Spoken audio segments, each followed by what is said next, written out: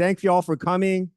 Today is actually the last of the 4 events we're hosting this week, and kind of like the last big event that we host this year. So I'm really glad to see all of you today, and I'll share a little bit about the background about what this event is about and what you'll be hearing from us today. But first, we just want to share a little bit about us for those of you who are not too familiar with what we do, or you are familiar with one aspect of what we do and not the other.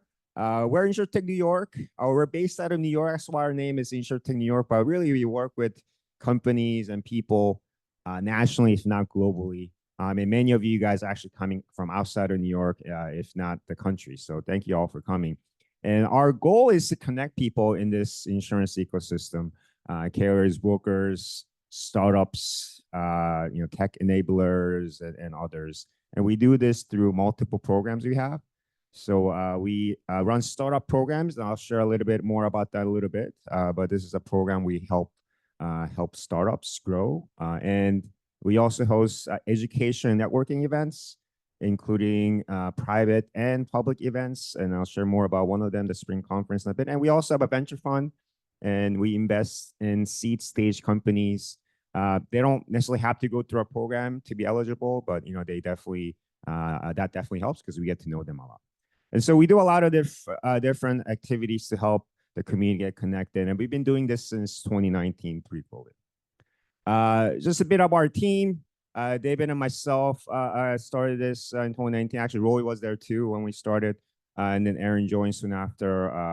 And so on the top here, you'll see probably interact with Aaron a lot. He does a lot of our operations. Roy has been a great advisor for us as well. And he also is a master MC. So he's a 10 times funnier MC than I am. So sorry to hear me for the next hour, but he'll be back. He's coming at 10 a.m.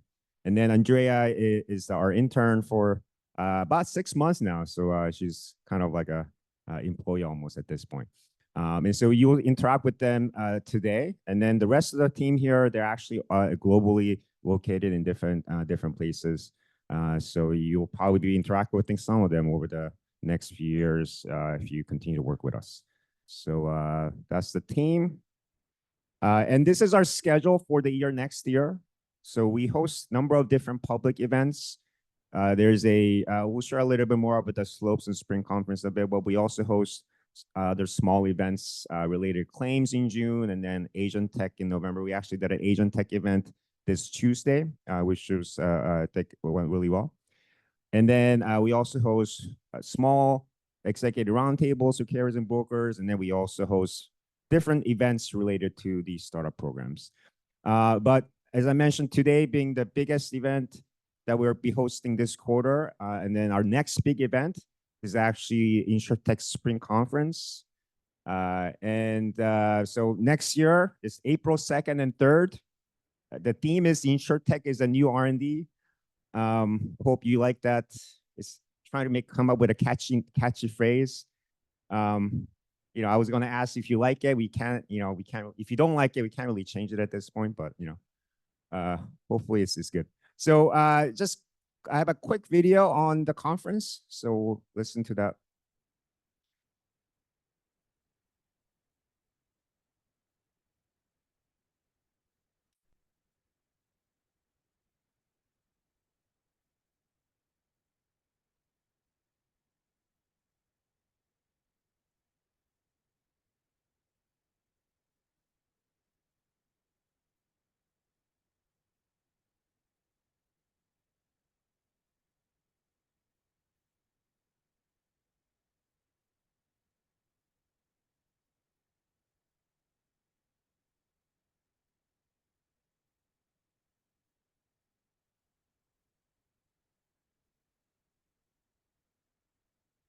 Great.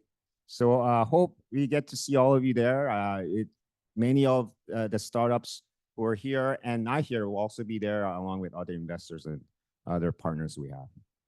So I mentioned we run startup programs. So we run annually 3 programs, and I've been doing them for past 5 years, actually, at least for the first 2, and then MJ Lab, we've been doing it for 3 years. And so what are they? So we have a competition annually and for early stage startups. And we have a specific limit. So if there are over 250K in AR, we actually reject them because they're too successful for us. And typically we get over 100 applications and about 10 finalists pitch in the spring conference. And we pick 2 winners. I think many of you in this room have been judges of that competition. So you probably know the process. And then we're going to obviously open the application again in January. So please share with, your people, companies, are in early stage, have them basically apply. The winners have gone on to do great things, including even if they didn't win, if they pitch, they get a lot of exposure. So it's really great for them. And then the second program we run annually is called our InsurTech Match program. We used to call it Growth Stage Accelerator. And this is for startups who actually have some revenue and customers. And the criteria for them being selected is based on carrier and broker interest. So we work with about a dozen carriers and brokers who ask us to find startups solving specific problems they have. And we, again, typically get about 100 applications. And this year we had 35 startups join. Every year is a little different, just depends on, which companies are a good fit. So the application for this opens in June next year. So please let others know if they're in that stage. And then finally, MGA Lab. This is a program we started 3 years ago, really to help startups create new MGA businesses. Typically, we get about 50 applications. And this year we had 13 startups. Every year is about 10 startups. And the application for that opens in May. And so the winners and the cohort for the match and MGA Lab, once they join us, they basically become alumni companies, and we invite them to events like this, among other things. And so all of you guys, all the startups here that are presenting today, basically went through one of these programs, if not multiple. And most of them went through the program this year, but we actually have a few alumni companies as well who's come back to pitch. So hopefully that gives you a bit of a context about which startups actually are presenting today. So more about who they are and how it's going to be done. So we grouped them into 4 themes. So the first group that's going to present are kind of MGAs. That's other MGAs and other categories too, but we just kind of grouped them, I guess, like a general MGA. And most of them, actually all of them went through, like not all, most of them went through MGA Lab. And then one of them went through the InsurTech Match program. And then we'll have a break. And the next group is customer engagement operations startups. And then we have a lot of AI software companies. And then finally, we have some benefits companies grouped with climate MGAs. So these are the companies I'll be presenting in that order, starting at around base 10 a.m. Okay. So this is our agenda. So we're just doing our welcomes and introductions. And then I'm going to hand it off to David, who's going to talk to some investors and what they think behind the scenes. Couple of housekeeping items. 2 things. This is a theater, and this is where we'll be doing the presentations. The networking area is outside. You are free to network outside during presentation. Just try to keep your voice down. The glass doors here are not doesn't have the best soundproof. So if you're talking, especially close to the window, I mean the doors, just know that people can hear you. So if you want to talk, try to talk further away and try to keep your voice down. So that's something we ask you to do. And then the startup pitches will start on time. So try to come back on time, especially if you're a startup presenting. You should be here during the breaks and not be asked. You don't want us to chase you down, right? So those are the 2 things: be on time, and then try to keep your voice down if you're networking outside. All right. Before we get started with the panel, any questions? All right, super clear. Okay, great. David. All right, I'll invite my co-panelists, Andrew and Carl. I think James got stuck on the flight, so I will just be the 3 of us. But why we did this panel is probably a good place to start before, we start talking. When you're a startup and you're up here in the front of the room, you're basically on faith that the people listening are going to be interested in you and will hopefully, go through a process and then eventually invest in you. And, if it doesn't work out, maybe there's other stages that you can make it happen. But very rarely do you get the opportunity to think about the other side, the people that are the investors sitting in the audience and how they're thinking and what's going to happen when they go back to the office and they go back to their team until they actually get to the point where they offer a term sheet. So this panel is entitled, behind the scenes at a VC. And hopefully, I'm going to get to peer inside, both of these guys' minds, just a little bit. So we'll kind of break this up into a few sections. We're going to talk about pitches, we're going to talk about diligence, and then we're going to talk about the pre-investment phase, like before you actually get the wire into your bank account. So in the spirit of pitching, we're going to have a lot of startups pitching. Maybe Andrew, you can get us started in terms of what do you like to see in pitches? Like if you hear that, what makes your kind of ears perk up and be like, like I'm gonna write a note here and maybe I want to talk to this person. Yeah, thanks so much. Andrew Wegerson from 630 Ventures. We're an early stage VC headquartered in the Midwest, but we have a presence in Asia and Europe. Happy to talk more about the fund. We do seed and Series A, fintech, InsurTech, healthcare, cybersecurity. So I would say it's a great question, and it could be a number of things, especially at the early stage.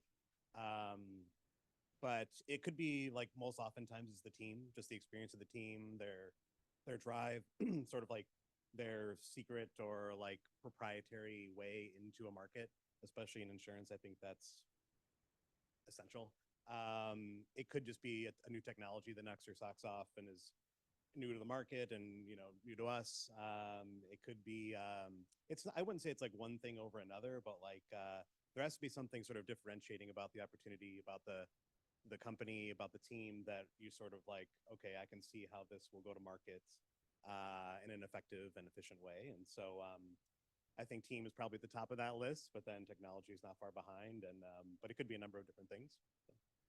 Yeah, no, so it seems like, team above all else, and then there has to be something unique, whether it's technology or distribution. And what was interesting, for those that didn't follow, yesterday we had the MGA's meeting with the reinsurers or capacity providers, and then the day before we had them meeting with, agents and brokers. So the agents and brokers cared about what you said, Andrew. Is this easy to use technology? Are the startups having good onboarding? Do they actually care about having a relationship with us? And the capacity providers said the same thing. Like, what's your differentiation? How are you going to go to market? How are you going to go to the market in the way that we can't? So it's good to hear some of the same things that echo with, the capacity providers and investors. So, that's a pitch.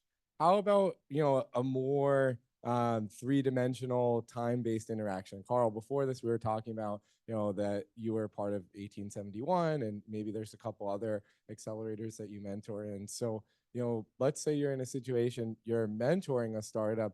What are some signs that you see as you're mentoring them that give you, positive vibes? I think that's just about the willingness to partner and just I think it's a lot of just emotional IQ, emotional maturity, just understanding like where you are and where you're not, because every startup's on a journey. So just getting to the discussion of like, okay, this is what we've done and this is what we haven't yet done, rather than trying to sort of sell at all times, like to try to make yourself sound like you haven't done. It's actually really useful in a partnership discussion with an investor to understand like these are the couple things that we have to do yet. So just being honest about where you've been, what you've proven, what you haven't proven, what you want to prove, I think that's the most important thing. If I can't get past that in the first half-hour conversation, then it's like, this is going to be a really tough slog to have this conversation with this person if I'm always trying to like just deconstruct what they're saying. Yeah, so you want to see a dose of pragmatism and realism, not all hype. So, Andrew, you talked a fair amount about what you're going to see in the slides, but there's a human that's up on the stage, right? So, they might have confidence or charisma or a stain on their shirt from last night. Are there any of those, subtle non-slide cues that might be either of interest, positive or negative for you? Yeah, I would say for me, it's mostly transparency.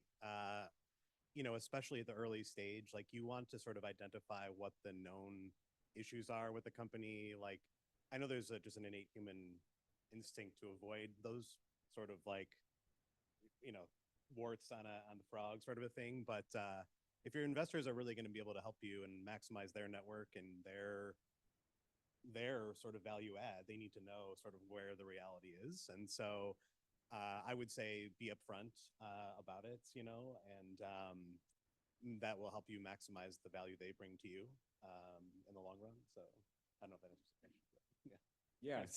Transparency is top. So, stain on the shirt from last night, it's okay if they were coding all night. That's a good sign, actually, if you have a stained shirt. Yeah. Okay. I don't want to see people with two primed shirts, no ironing the night before. So, Carl, maybe to play off another aspect of it, right? So, transparency and honesty is one thing, but a lot of founders have this perception that they have to be perfect and, they can't shatter this kind of clear lens that everything is great ahead of them and their vision is perfect. So, how do they balance that like internal challenge that the expectation to the outside world is like, you have to be the knight in the shining armor? What are some things that they can do to indicate, I'm definitely the knight, but like, maybe the soft underbelly is where like I'm working on fixing my armor. Yeah. So I think when I spent most of my career on the entrepreneur side, so I made a lot of mistakes there. And yeah, from your perspective, you're like, well, this is the company I have, and this is who I am, and I need to put that in the best light. But what you're actually doing is trying to find a partnership, and you're trying to find the best partnership. I think for the most part, the investor's trying to find that as well. And that might mean that I'm not your right partner, but I'm going to help you try to find, because we work as an ecosystem, right? Like we all have to invest together. We all have to like help companies together. So it's like, if I see something and I realize like that's not a fit for my fund, but it's a fit for David, then I'm going to pick up the phone right afterwards and help that company get funding from you. So if you can come at it from that standpoint of like, well, I'm here to kind of try to solve this problem and find a partnership rather than, like you said, put yourself in the best light, I think you come to a better situation. Yeah. Yeah, and I think, maybe it's difficult for founders to appreciate what Carl said because, thinking 2 months ago, we had a very real discussion about, two deals that Carl did that, one of them I was like, I don't know if I'm going to sleep at night because at least before I had to call the founder and tell them no, because I could be really missing out. But at the same time, like we had to kind of stay towards our thesis, our approach, and kind of our discipline. But for Carl, it's a much better fit. And, I hope that it gets to that point where, it's a massive company because overall, what we lack in InsurTech in general is, the amount of IPOs, the amount of major exits in order to help overall attract more capital. So I think at least my expectation is none of us are fighting each other. But there might be some people that are not in the room that might be fighting collectively us here. And we all have investors too, right? So I think the thinking from the startup side is like, this guy has just the ability to just decide, and that's never the case, right? We have LPs that we've committed a strategy to and said, this is what we're going to deliver for you. So we can't necessarily deviate from that. We have investment committees that we have to sort of go. So it's not it doesn't exactly, it's not like, okay, well, you had a bad day, therefore I'm not going to invest in you. It just doesn't work that way. Yeah, I want to put a pin in that investment committee piece, and we'll come back to it. But before I do that, I had a question for Andrew. So, when a startup is coming to pitch, right, like that's what they did at that moment. But then, let's say for your example, Andrew, like you come and see a group benefits company. Who are some of either your LPs, not necessarily by name, but like types of organizations or people that you reach out to if it's an area of discipline that you don't know, so then you can validate some of the ideas that you have? Yeah, so our LP base is predominantly large corporates, so banks, insurance companies, reinsurers, health, P&C. So we have a little bit of an unfair advantage that we can actually go to the buyer within these organizations and say, hey, would you like to meet this founder? And founders usually like it too, because it's like we're just connecting you directly to a buyer in some situations. But then they've oftentimes seen, maybe they've already met the founder of the company, or they've met others that are similar to them that are a little later or earlier. So we're really able to leverage sort of some of that internal business unit knowledge, and at the same time make meaningful connections for our founders and pipeline companies as well. And to your point as well, it's like one of the things we do, if like, even if it might be really relevant for them from a purchasing point of view, but it's just not the right stage for us, or there's a million reasons why deals don't happen, including like competitive considerations, or stage, or like the fund is moving a little later, a little earlier. But if we can help make those connections, we can learn, and at the same time make meaningful connections, and that's when the model's operating at its best. So Yeah. kill two birds with one stone. So like connecting back to the transparency piece, does that mean, if someone says, hey, we're contracting with a life reinsurer like RGA, does that mean you're on the phone with Max and Sean and saying, hey, is this actually really in contracting? Does that happen?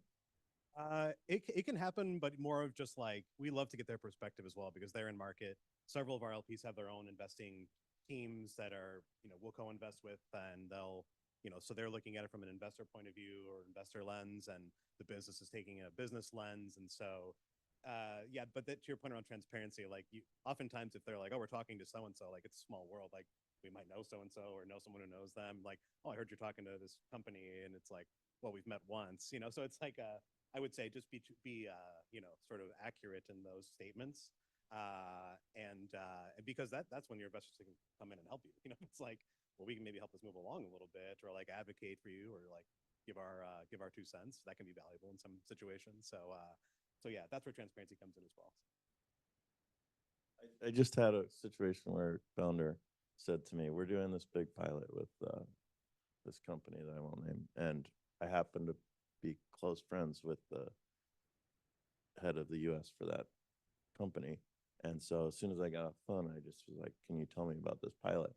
And he went through about 4 different text messages to figure out, and we never concluded that there was a pilot going on. So it was like, within a half hour, I figured out like that he was probably trumping that up. And it's like, we're gonna find that stuff out. Yeah, so hopefully this gives a little bit of tangibleness to what transparency actually means in the conversations. So I want to transition our conversation actually talking about the diligence process. Like, let's say, one of these two guys are like, hey, we like you guys. We want to do some sort of diligence. So, Carl, can you lay out for me, what are the general like big header steps that happen in your diligence process? You're talking about after I've decided that I want to invest, right? Is that, or is it from No, this from is the beginning? You had like Okay. second meeting, and you decide you want to do some level of diligence, Okay. or maybe formal diligence. I think for me, it all comes down to an understanding of the numbers. That's just kind of the way I approach it, because I think the most part is I don't need those numbers to be accurate. In other words, I know that they're not going to come true the way it is, but if I can see the forecast, I can see into the mind of the entrepreneur and the management team and what they're thinking. And then if the more I can see, okay, the justification for, okay, this is the revenue forecast, how'd you come up with that? Okay, because we're going to get this number of customers per month. How are you going to get that number of customers per month? Because we know that like when we do this marketing campaign, we get X number of leads, and then that leads to X number of customers. That sort of logic is sort of what I look for. That because again, whether you're assuming that 2 leads or 10 leads are going to turn into 2 customers, or 10 leads are going to turn into 1 customer, is we can debate that. But I want to see sort of the thought process behind that. So, I mean, for those of you founders, when we ask you for your financial model, it's not just because we want to see that you can put numbers on a spreadsheet. It's because we want to see how you think. And hopefully Carl enunciated that pretty well. So, Andrew, what would you say are kind of the big header pieces, excluding looking at the financials, that you want to go through as part of diligence? Yeah, I would say to the financial model point of view, it's really more about what your assumptions are. And so the model kind of reveals what your assumptions are. And then we go through like, well, what if this gets violated? What happens? And what's your backup plan? And what if these don't hold? Is that catastrophic for the company? Is it just something we need to pivot? So it's more of a thought exercise on like, oh, this, revenue curve goes up and to the right. Fantastic. Every deck has that. So, but other major elements I would say are like ensuring that the core pillars of the company are present that you need to go to market. Like one of our companies, like they needed, they needed a capital markets leader within the firm. They needed broker relationships, and they needed the product itself. And so the founding team sort of reflected that. They had one co-founder for each of those 3 verticals, and that they were responsible for. And you needed all 3 to make the company work. And if you were missing one of the 3, it wouldn't work. So it's sort of like aside from the team and the story and the product, like what are those pillars that need to support this structure to make it all sort of work, and are those in place? How vulnerable are they? That's really important, I think, for us. Yeah, I can definitely resonate with the pillars of the team section. And what's interesting, last week I was in Omaha for the InsurTech Silicon Prairie event, and I was with Martha from Brewer Lane, and it's actually a debate we had on stage because I said, if you have the pieces, you need to have those components of the team. And she's like, no, actually, we're okay with some of the components of the team, and we can help you fill in more. So I think it's a point like Andrew and I both believe having a completed team is important for a seed stage company, but Brewer Lane might be okay if one of the components is missing because they can help fill it in. So it's important for you to understand those investor preferences, which hopefully you can get from the investors themselves. But if not, maybe watch some of the recordings. Like we'll have the recording of the Silicon Prairie event, which IA Capital was there too, so you can get some ideas from them. I would never want to be on the other side of Martha, so I'll tread cautiously. But I will say, even if it's not a team member, it could be like another support for that like key part of the business. Like, but I would say also there's a caution there too, because sometimes those have a tendency to fall through at a little higher rate. And if it does, like, what's the plan to sort of shore that up? Like, what do you need to make this engine run? What are the essential components? I would say. That goes to a point that we all are sitting here saying, how do we add value, right? If you just like look into us, like we're like, okay, yeah, sure, I can write a check, but I want to be able to think that I can do more than just the check. And obviously, most of the companies I talk to want me to do more than just a check. So then, if Martha says, well, my role is to bring on another management team member, you sort of understand where the investor's coming from and how they want to help and whether they can help, rather than just saying like, I've got this, I just need your check. Yeah, and I hope Tony and I were pretty selective on who we invited, so hope most of the investors sitting in the audience have that same perspective of they want to help, and that gives you guys an opportunity to ask like, how can you actually practically help? So, we talked about some of the aspects of diligence, but one of the big header items that probably every investor these days will ask for, unless, maybe some in Silicon Valley are a little more lenient, is a data room. So maybe, Andrew, you want to start? What are the things that should be in a data room for the moment, we'll say a seed stage company, because I know we all do seed. I know you do a little bit more Series A, so it's kind of like latest, middle, maybe a little later, and then we're kind of probably earliest. But what do you like to see for a seed stage data room? Yeah, there's probably so financial model for sure. Other elements you'll see are historical financials as well, team bios and information. You'll see like key employment agreements if it's like a sales leader that's not a founder but it's essential to the company. Like, is this person retained in some meaningful way? You'll see sometimes like customer pipeline is really illustrative for us, especially. So they'll just some founders will put in there like, here's who I'm talking to, my last conversation, where we are in the process, and it's very open. Not every team will do that, but I kind of like that. Any sort of if there's IP or sort of protections of the protections for the IP in place, that's usually there. And so those are just some of the elements we see. I'm probably forgetting a couple of the deck. Yeah. So maybe different lens on this, Carl.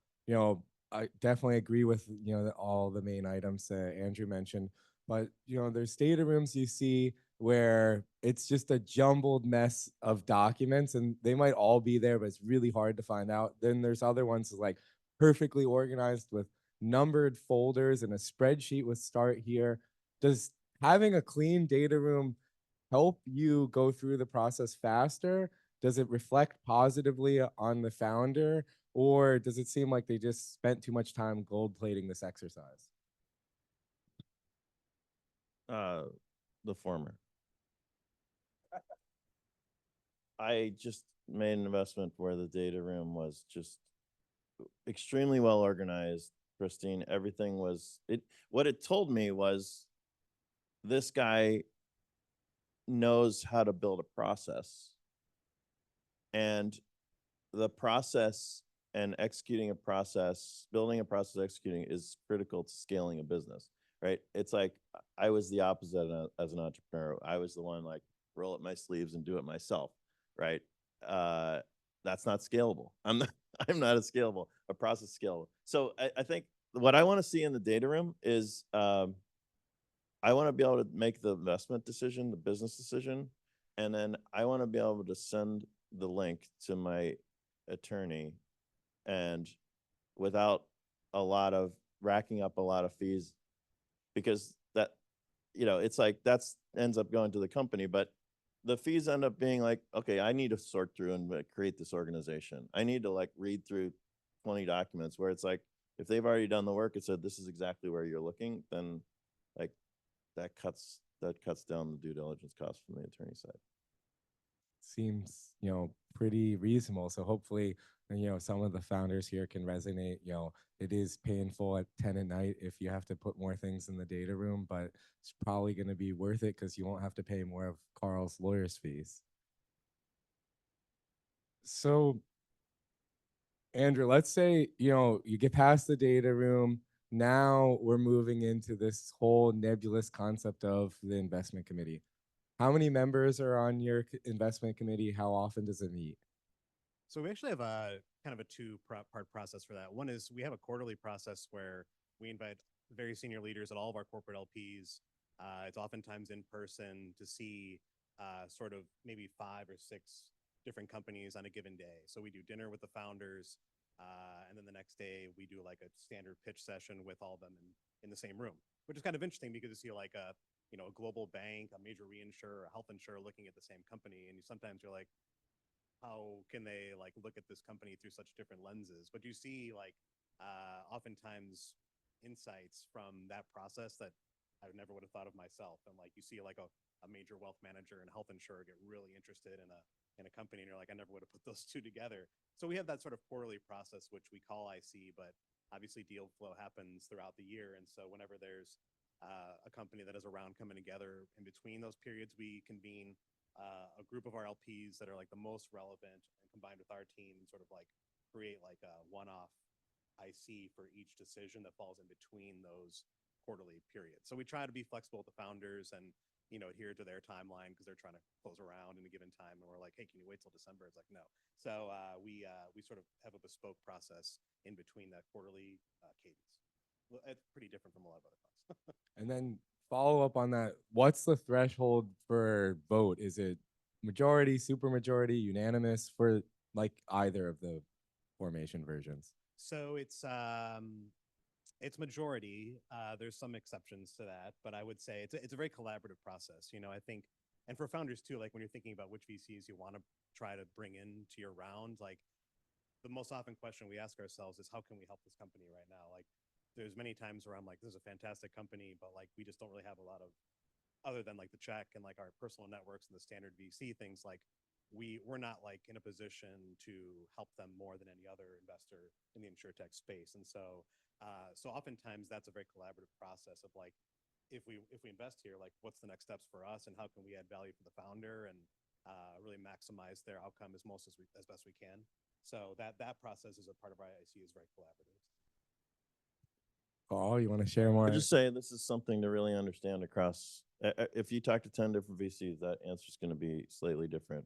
And I highly recommend this book by Brad Feld. Venture Deals was written a long time ago, but it goes into sort of how venture capital firms are structured or have been structured in different ways. But you can ask a few questions to understand this. Like in my case, I have a very involved group of LPs, and I have a subcommittee of LPs. I get them involved in the decision-making process early on, so they don't make a final decision, but I won't go to the stage of a deal unless I've talked to that subcommittee, and especially many of my LPs, the majority of my LPs are investors that built businesses in insurance, so they have expertise to bring to the table. I'll certainly get their opinion.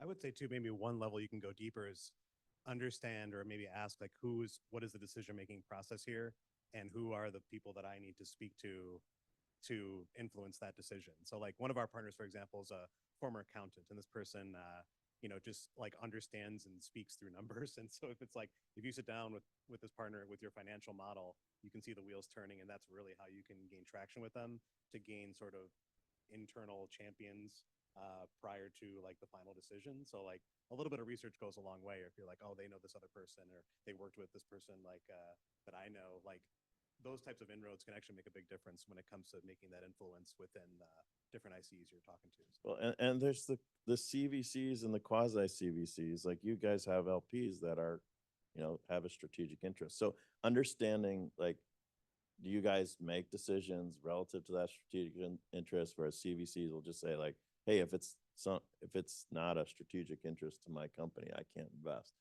Understanding that from the get-go, I think, is really important. Okay. So flash forward, we had, the IC meeting, thumbs up everywhere, now the term sheet is out or negotiation is starting.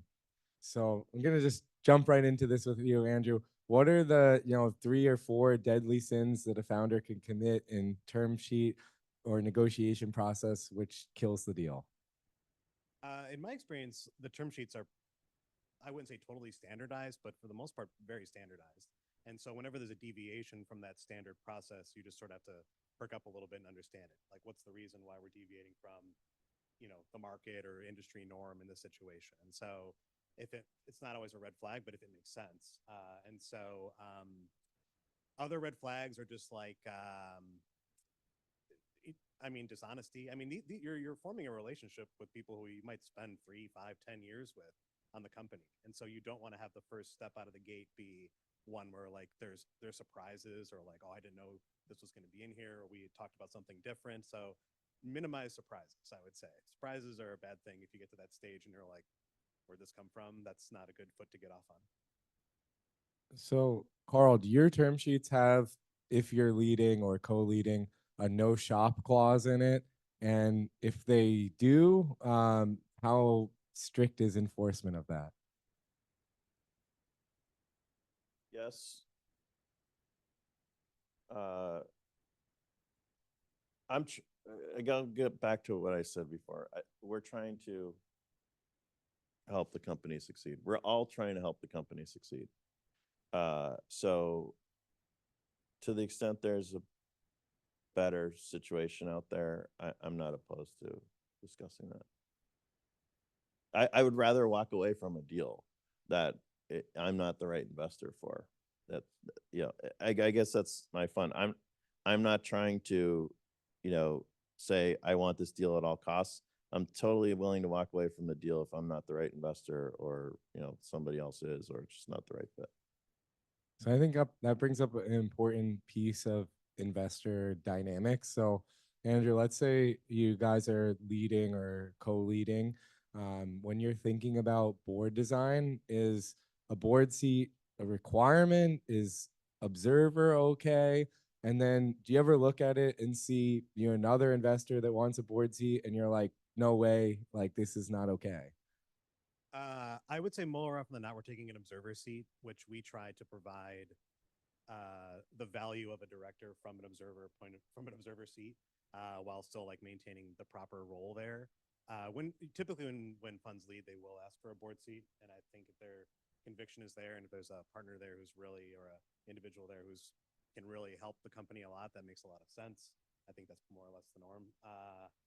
But but yeah, so we typically try to observe to really deliver the value that we can. That's not like we just want to be in the room or be on another Zoom call quarterly, or it's like we want to be in those conversations and able to be as effective as we can at the stage where the company is. And so it's another one of those things where like there should be like a decent reason behind why you're asking for a board seat or an observer seat, or you know, it just should make sense and to everyone involved. So. Makes sense. So one final question, we'll go Andrew and then Carl, is, you know, if you had one parting piece of advice for the founders, you know, they're going to be pitching in, you know, a few minutes after we leave the stage, what would you want to sit in their head? The most important thing for me right now is, I think, why are your customers desperate to buy what you have? I think just in the current environment, like nice to haves are having a tough time. Like, why is your buyer compelled to engage with you and not others? And how are you uniquely positioned from those elements we've been discussing, the team, the technology? Why are you uniquely situated to succeed at achieving that goal? And so that story can take a variety of forms, but like, explain to me why the buyer like has to have what you have. I think that the pitch is not, it is as important as it is, it's really not the focus. What is your business that you've built, and what are you bringing to the table? You could have, if you have the best business, and you're set up to meet a fit of a fund that wants to fund that business, you're going to get funding. And if you don't have a business that is ready to fund, you're not going to get funding. The pitch almost doesn't matter in that case. So focus on the fundamentals of the business and how you can put the business in the right place to get the funding that's just a no-brainer to fund. All right, there you have it. Two pieces of advice, you know, find the fit, show why your customers are desperate to buy from you, and you know, hopefully you'll get interest from at least two of the investors here. So I'm gonna pass it back to Tony and thank both of our investors.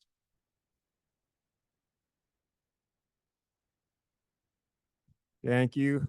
So as you get yourself down the stage, so we're gonna go on a break for 15 minutes, and we'll start the presentations at 10 a.m. sharp. If you're one of these companies, please come back at least like 9:50, 9:55, and try to be on that area. And you're gonna be going reverse alphabetical order, okay? So Zen has you're going first. See you back at 10. Okay, so we're gonna get started with the first group of presentations. So these are MGAs who's gone through some of our programs, either this year and the years past. We wanted to, make it fair. A lot of the companies with Z's or W's always go N, so we reversed it. So this is reverse alphabetical order. So we're gonna have Zenesh come up and present. And then after they're done, you guys come back on the stage as a group, and then we'll give the audience a chance to ask some questions. Okay, but first, go ahead. Good morning. Everybody here knows supply chain, yes? Have you all forgotten COVID? No, hopefully not. So what if I tell you that the first mile of the supply chain is currently uninsured or underinsured? Imagine the first mile of the supply chain and the impact it can happen the downstream of the supply chain. So what we have developed is a product, a parametric insurance product, to mitigate the financial losses that happens when the first mile of the supply chain gets disrupted. And that happens when a truck that is contracted to move freight doesn't show up. So if the truck doesn't show up, what happens? Grocery stores will run out of food in less than 24 hours. So it's a critical part of the supply chain, the most critical piece, and we are protecting the first mile by providing an indemnification product.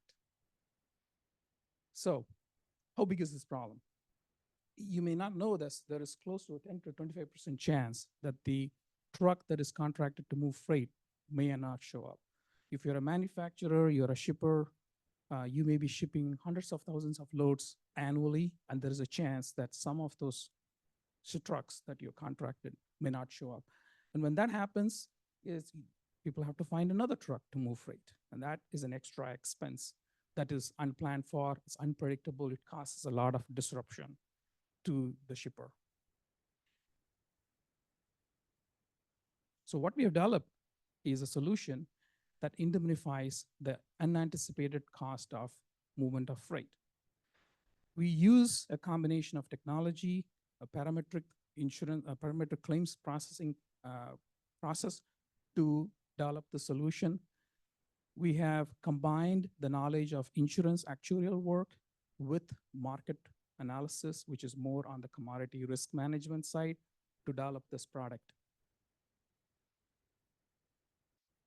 In terms of the market potential, this number is going to be wrong. We all know this. I put it in there just to show how the math works. So every year, the long-haul trucks travel close to 200 billion miles. They are a vital part of the industry for the economy. And the exposure, annual exposure is close to $1 trillion is spent on transporting freight, just transporting freight. The way we develop the policies is it's on a dollar or cents per mile basis. And we anticipate over the next 5 years, we'll be able to write about 1,000 policies. And at 10 million miles per policy. Each shipper that we are targeting today ships close to 50 to 75 million miles annually. Our business model is an MGA wholesale brokerage model, where we anticipate about $12.50 for each $100 of premium collected. And as we get more delegated authority and take on the claims processing, that could go higher than that. And as I mentioned, the premiums are on a cents per mile basis. Our team is truly interdisciplinary. We have team from the insurance space, from the commodity risk world, and also from the supply chain logistics space, because this problem requires those interdisciplinary skill sets to develop it. So our product, as I mentioned, is currently a large syndicate is underwriting it. We also have a large broker that is going to be distributing this product. The product is going to be launched, soft launch, first quarter of next year. Our ask is $1 million seed, and of which about $125K is committed. And most of that money will be spent on some of the cover holder status process and hiring some team members and also technology deployment. I'm happy to answer any questions that you have after the call. Thank you.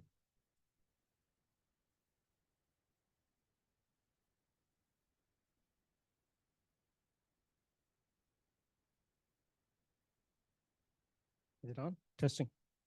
Hello?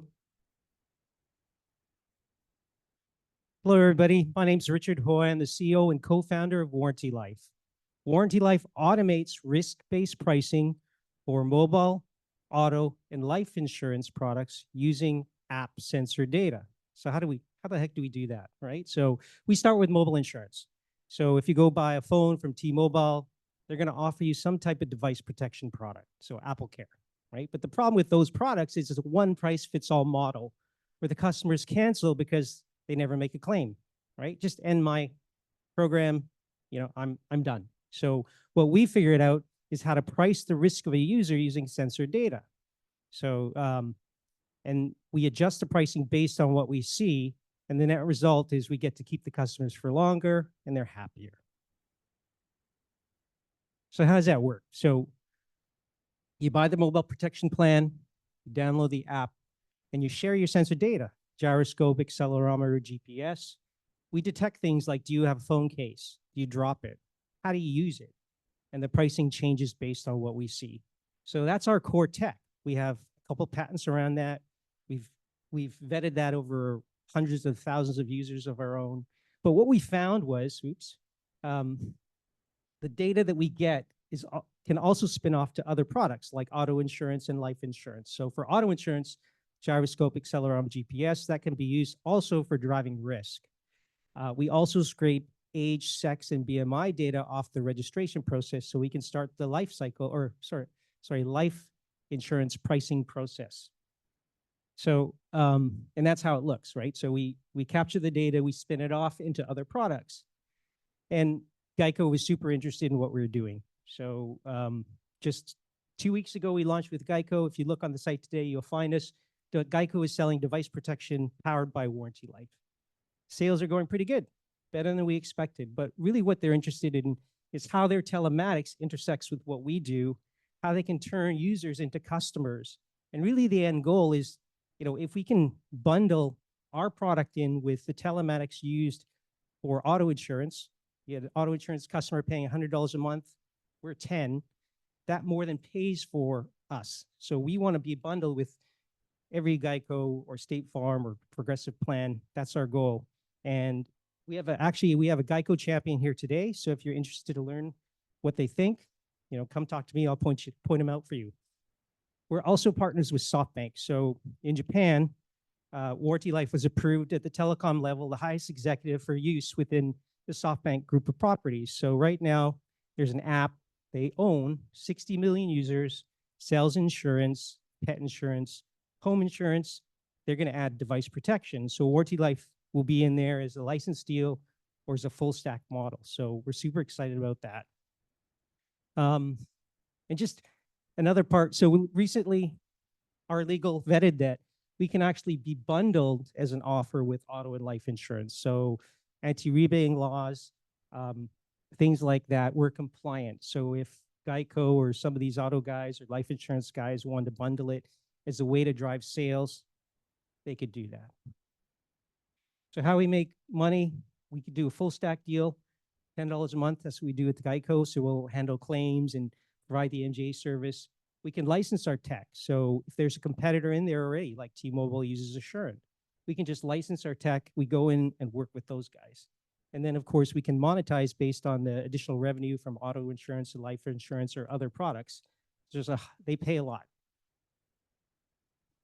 Mobile insurance is projected to grow to $74 billion in 2032, and the data analytics as well. There's me. I'm a serial entrepreneur. I founded several companies, did pretty good in some of them. Our CTO has lots of experience. He led a $50 million book before. And these are some of our stats. So we've sold over 1 million plans. We have over 170,000 downloads. We're profitable. We invested our money into the tech. So I would say we had a lot of legacy revenue, but we built this tech, launched it 2 years ago, and now we're looking to execute on Geico and companies similar to that with SoftBank. We've got a couple patents, as I mentioned, and we're in the USA, Canada today. We have some business in the EU, and we expect Japan to come pretty soon. So we're looking to raise $3 million on a $15 million valuation with a 20% discount on a safe to help grow business development, execute on the contracts, and just grow as a company. That's me. Thank you very much.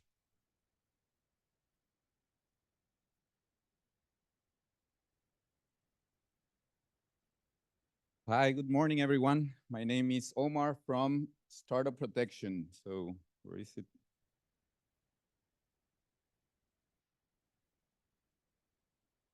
think they'll have to change the slides.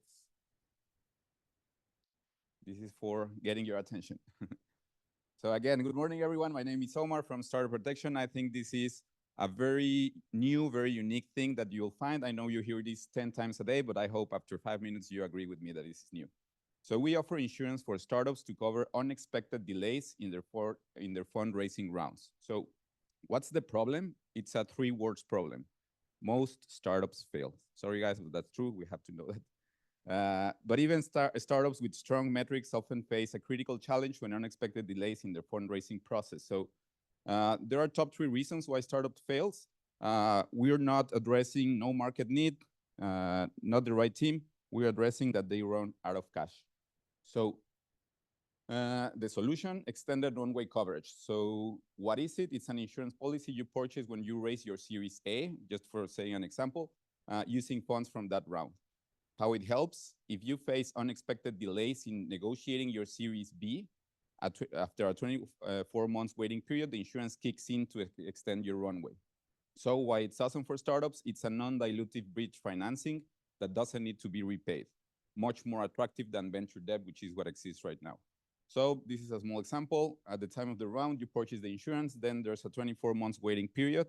After the waiting period ends, you can file a claim if eligible. And here's the secret sauce. What does it make you to be eligible for this product, not to be a crazy product that doesn't make any sense? It makes sense with by defining what's eligible. Market opportunity, most know some of these numbers: 280 billion on annual global funding. Half of it is happening in the US. Focusing on Series A and Series C, there's 90 billion. So only having 10% of that market would represent a 100 million annual premium.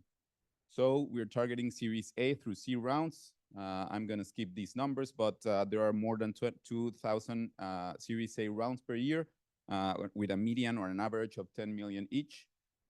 Current high interest rate environment has caused time between rounds to extend longer than expected. You might know these numbers. Today, startups look for venture debt to pay operational expenses when cash is low, but after Silicon Valley Bank, venture debt is harder to get and even expensive.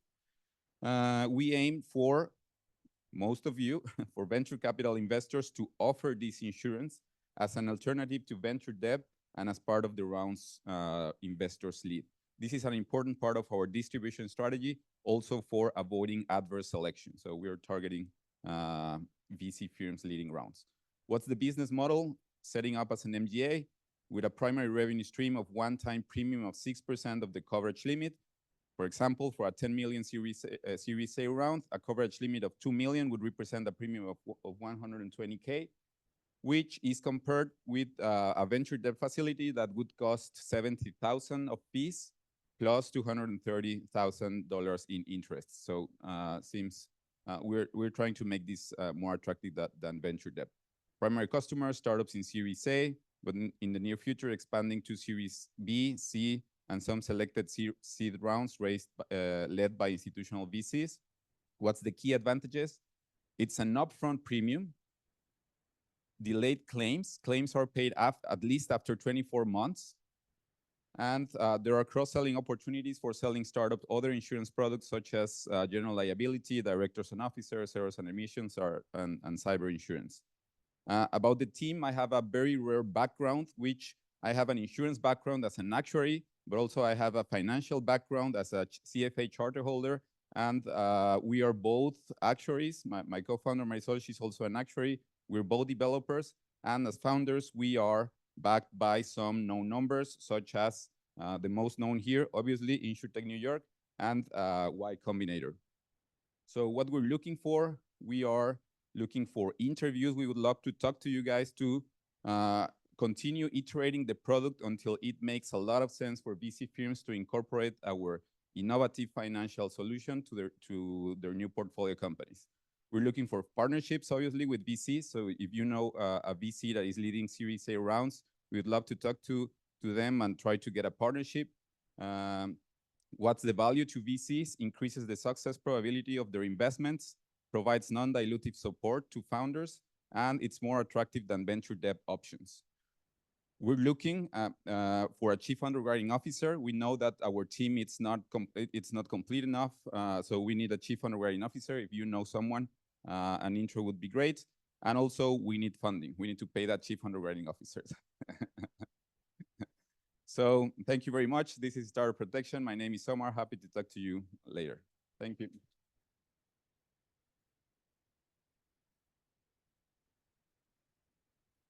Hi, everyone. Good morning. My name's Adam, and I'm CEO of Citata. Several years ago, I was backpacking in a remote area of Vietnam, and unfortunately for me, I decided to eat that tasty treat on the side of the road from the food vendor.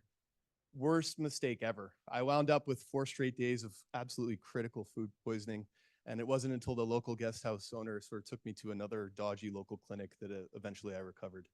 Now I can laugh about that now, but at the time it wasn't really funny. I was alone. I was in a country where I couldn't speak the language, and I needed help. But it's not just about your health, it's also about your safety and security. My colleagues, having worked for NGOs in very high-risk areas, were under constant threat of kidnappings and extortion, and the current industry standard for just sort yourself out isn't enough. Now, unfortunately, travelers of all sizes and shapes are encountering all kinds of unfortunate events all over the world, whether that's the extreme side of kidnappings and medical evacuation, all the way through to petty theft. And the one industry that's supposed to be there to protect you, namely travel insurance, is completely dropping the ball. Their response processes are dangerously slow. Most of the time, they have absolutely no idea where you are, and there's zero risk control. And let's face it, when you're on your own, when you're traveling, you're on your own. So we set out to change that. We built Citata. It's the first platform that combines insurance and proactive safety monitoring. So we started with an AI system that monitors the world's news and social media for any type of threat or disruption. That could be violence, protests, something simple like a taxi strike. And we deliver this information to travelers on the ground faster than anyone else. But we didn't stop there. We built other features like notifying your loved ones when you've arrived at your hotel safe and sound. We can warn you when you're entering a bad high-risk zone, and we can even actively check in on your safety. And we bundle this together with innovative travel insurance offers, better assistance in claims handling. Now, it's all wrapped up for you, for the traveler, in one convenient, easy-to-use mobile app, and that's in use by both corporate travel and leisure travelers. To really bring this together, during the attacks by Hamas last year, our algorithms detected those events happening within the first 30 minutes. So we already had information to the travelers on the ground. We also performed active safety checks. So within an hour, we knew exactly who was safe and who wasn't safe within our portfolio. And as a result, we did have 2 NGO workers working in Gaza. They were able to leave back into Egypt, arguably saving their life. Now, we argue that no other insurance provider out there has this level of proactive safety awareness. We generate revenue from both corporate and leisure travel.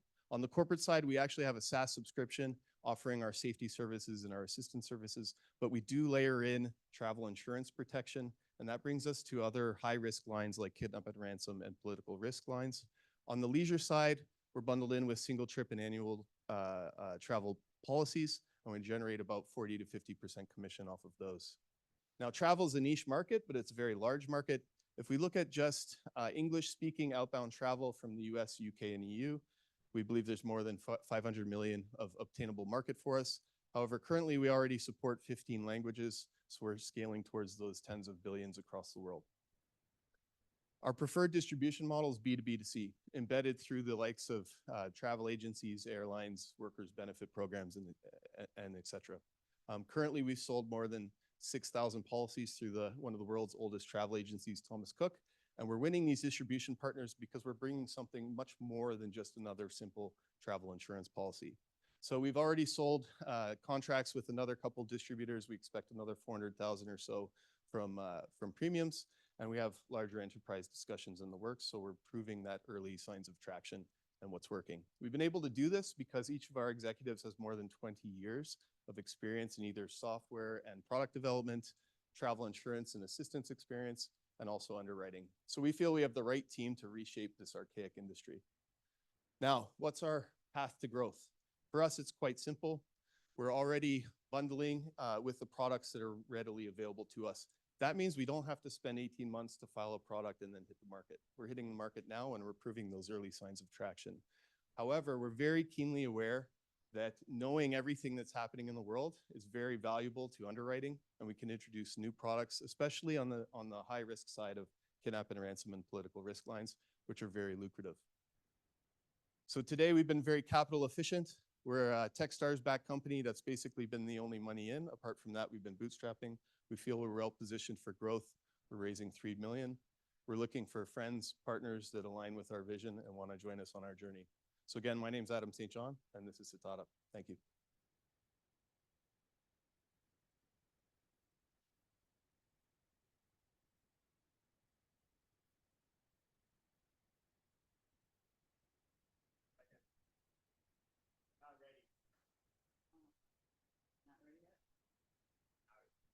Okay. Hi, everybody. I'm Ariel Evans. I'm CEO, co-founder for SKU. My background is 2 successful exits in IT, one to BMC, one to a Kleiner Perkins company. I'm a former chief information security officer and author of several books on privacy, risk, and governance. Okay, so we're starting an MGA to help the cyber insurance industry to actually become profitable by reducing cyber claims by 50% using an inside scan in our cyber risk engine. We are not a Me Too. We are not going to compete with Coalition or with AppBay. We're going after the mid-size and large size market. Today's insurance is based upon questionnaires, which are self-reported data. That data is inaccurate, is incomplete, and it doesn't help to actually underwrite the large and the medium-sized business. And we are looking to reduce the claims probability down to the level of P&C at 5%. And our data is actually validated. So we automate the cyber risk application so that you can actually see about 120 different data points using our inside scan and our risk engine. And it is completely automated. It reduces the time and the cost of the insured. It runs in 30 minutes or less and provides the data back, and will actually result in a 25% additional profit margin. You probably already know these numbers already, but the untapped market here is the mid-size and large-size companies. We already have signed contracts. We've generated 2.75 million in ARR. We're looking to close 10 million in the next year. We have a number of different partners as well, and I'll cover those in a few minutes. Team is very seasoned. Dr. Entrater is our co-founder. He ran JP Morgan Chase's innovation for the global bank. He also had similar positions at Microsoft, AT&T, and Deutsche. Ted Tamita is a resident genius. He was in Cyber Command, doing offensive and defensive technologies in cyber for the US Air Force, and he's won several different awards, including the Time Warner Award, and he is a Black Hat alumni founder. And Gregor Kohler is our director of insurance. He sat on all 3 sides of the insurance equation. He was the CEO of the Bear Captive. He set up the European division for Berkshire Hathaway, and he also was a director at Marsh. So right data, automated, using this internal asset scan. Why internal assets? Because this is what the cyber criminal attacks. They steal data from your data sources. They interrupt business processes with the ransomware. And then they cause you regulatory fines and penalties by exploiting all of the weaknesses in your systems and in your technologies. And we're able to actually capture all of that data. So we're able to actually quantify financially the MLPs, as well as the cyber risk tolerance, and then look at all the effectiveness of the cybersecurity controls and tools that the organization has, and that takes 30 minutes or less. Our technology is the scan, which captures the 132 data points, sends it to the risk engine, which then does our financial calculations and the likelihood metrics based on the effectiveness of the controls and the cyber tool coverage. And we have an automated underwriting engine. Right now, we're in partnership with a bunch of different companies. Corvus looking at renewals and remediation verification. D.E. Shaw looking at distribution and management. And AT&T, who's doing all the cybersecurity assessments for Lloyd of London, is going to use our automated solution in order to push these assessments faster through their pipeline and make more money with Lloyd's. So we are looking at 10 million in average capacity, growing that out to over 25 in the next 3 years and 50 in the next 5. Our MGA is going to be commission-based, as well as success-based and technology fee-based. And if there's a reinsurance broker involved, we also have that. We're looking to take that loss ratio, which is very high today, and reduce it by over 50%. So what that's going to result in is a carrier margin of an increase of 25%. So We're looking to raise an A round, $10 million, $20 million pre-money. And we're here for partnerships and investment. And if you'd like to talk with me later, I'll be here all day. Thank you.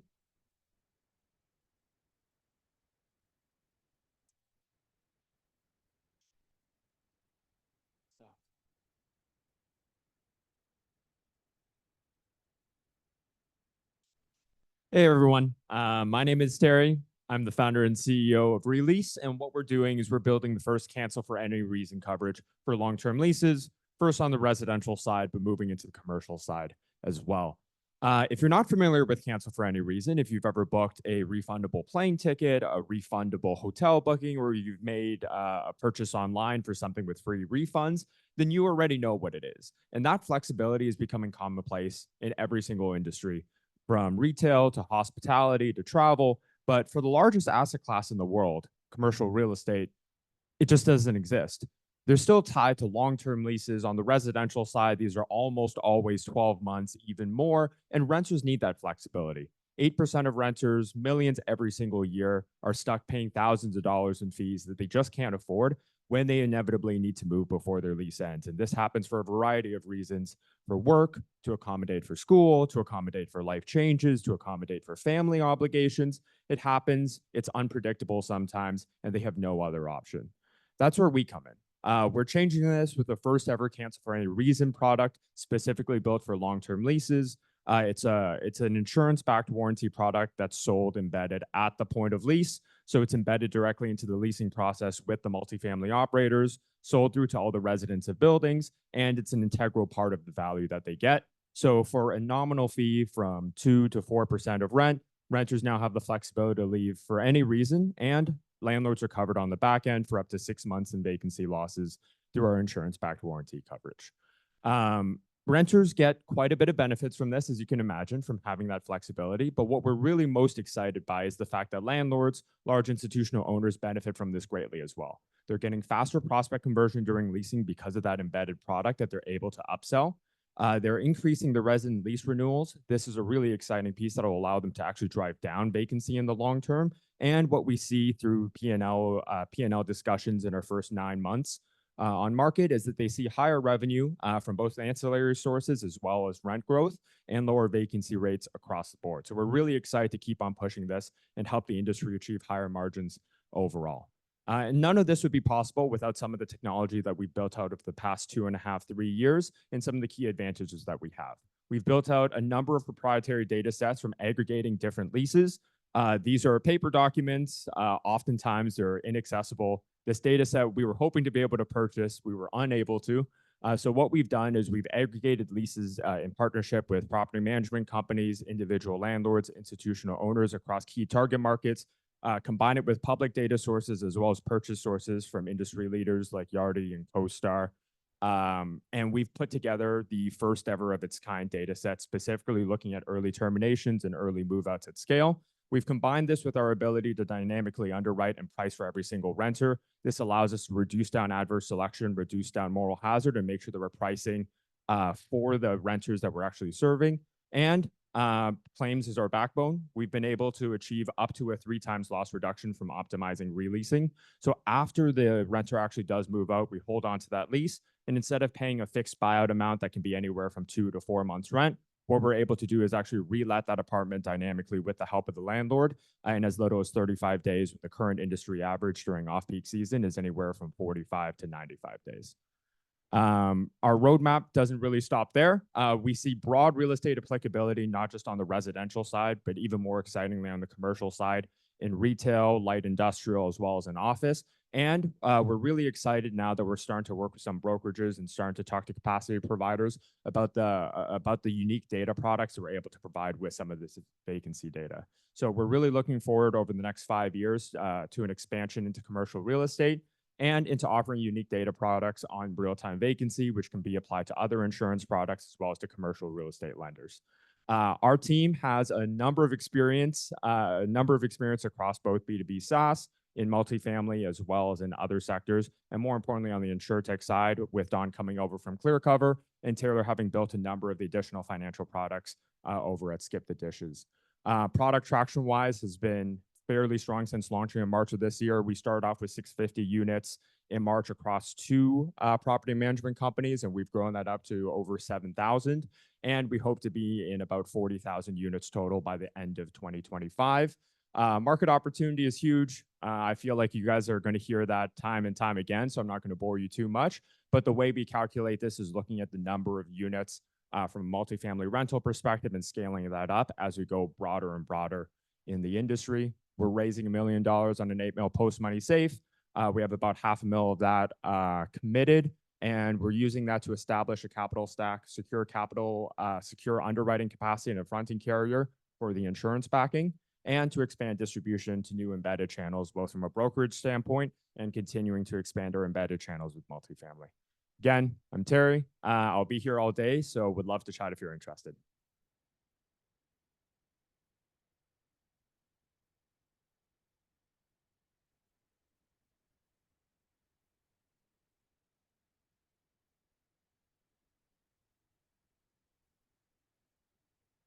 Good morning, everybody. I'm Diane Coogan, co-founder of Place Cover. And we're an MGA, and our products protect homeowners from their locations getting worse.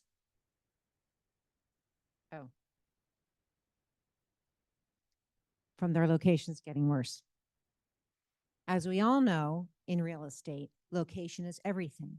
And yet we insure everything about our home except its location.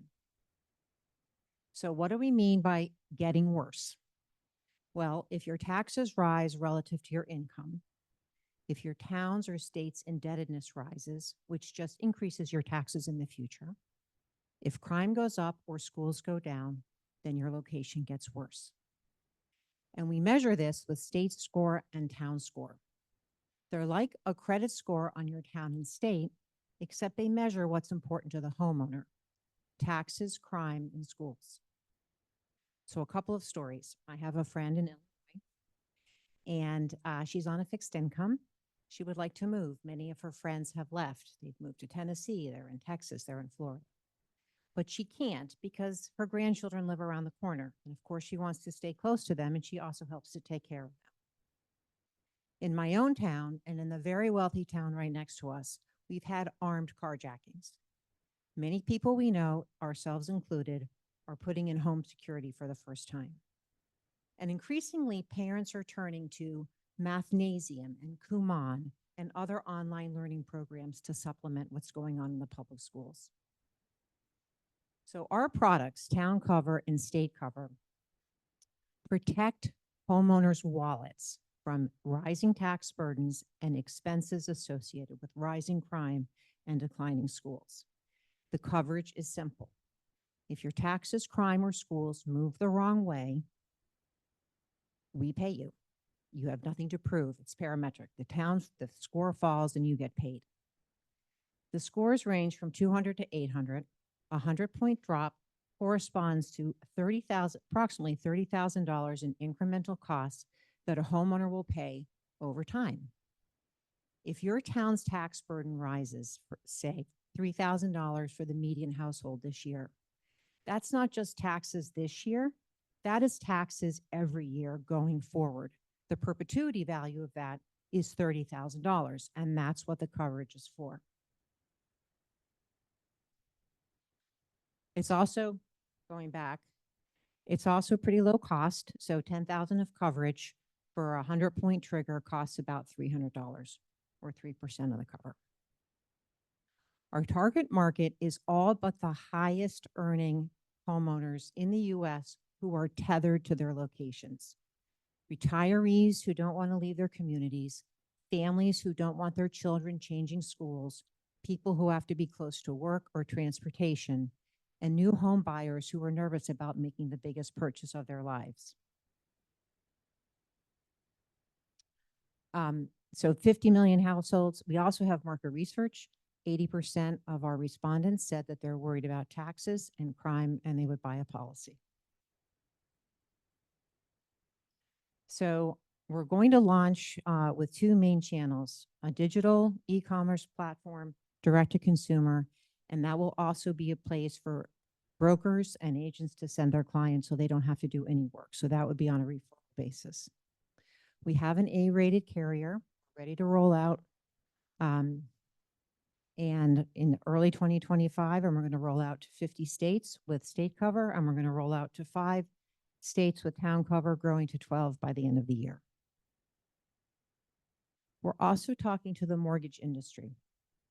You may or may not know that state and local taxes combined exceed mortgage payments.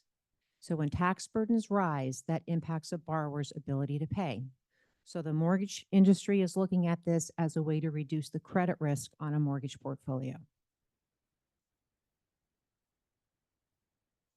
Our team. My background is in reinsurance, public finance, and data. My partner, Bob Clark, has an operations background and was a co-founder of the restaurant chain, the Capitol Grill. Our independent director and our advisors are industry leaders from Duff & Phelps, Carfax, the mortgage industry, many MGA startups, including Trupanion and Marsh McLennan. We're looking for seed funding. We're also looking for distribution partners, and we're looking for capacity to top up the coverage on the retail policy so we can make our product attractive to more of the market and for the commercial mortgage business.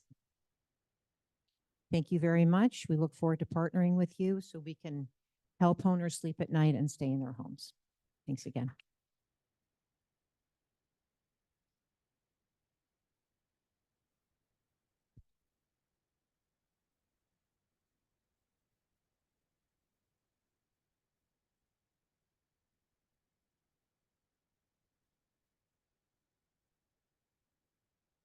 Hi, good morning, everybody.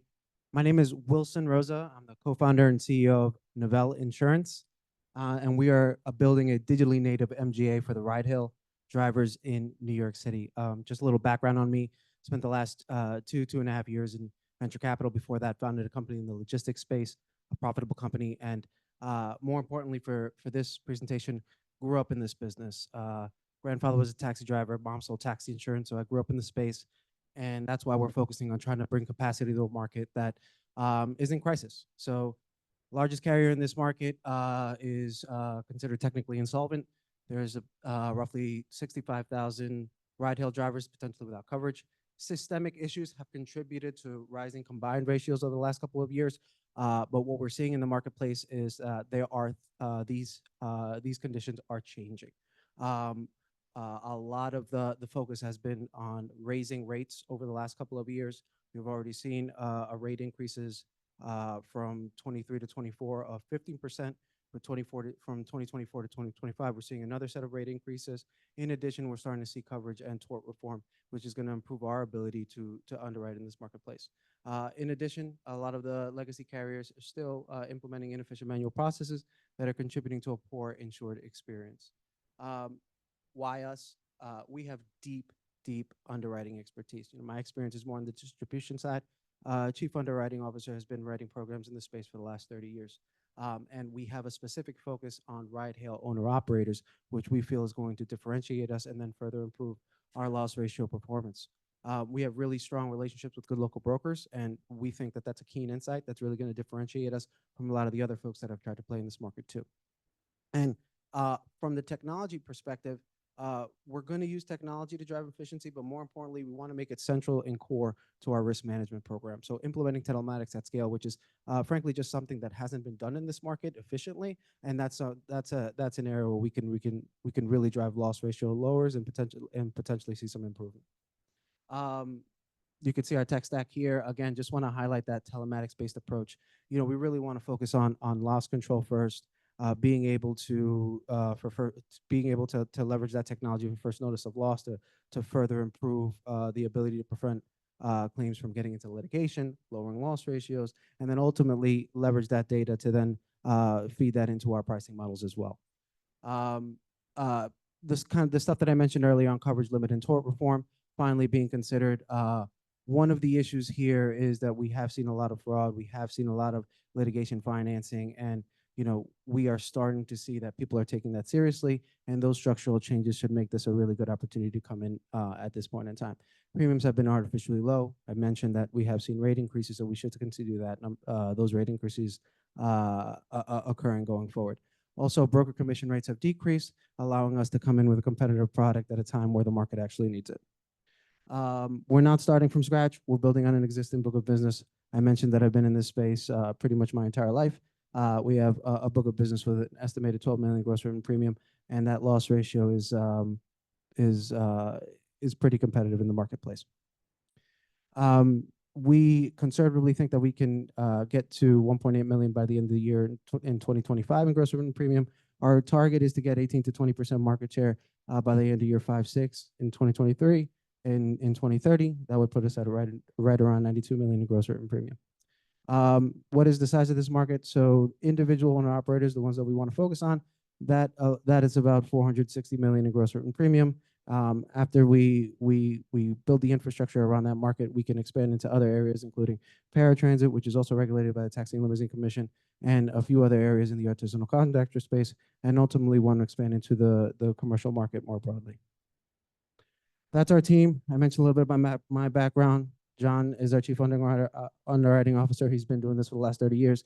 And then Terrence has spent the bulk of the last 10 years after doing his master's in computer science at Columbia, has been building quantitative models specifically focused on risk management solutions for some of the major institutions here in the city. Thank you. We are not actively raising right now. We are in the process of talking to capacity providers, but definitely open to just meeting with partners who can just help us get off the ground, introduce us to folks, and then put us in a better position. So really appreciate your time.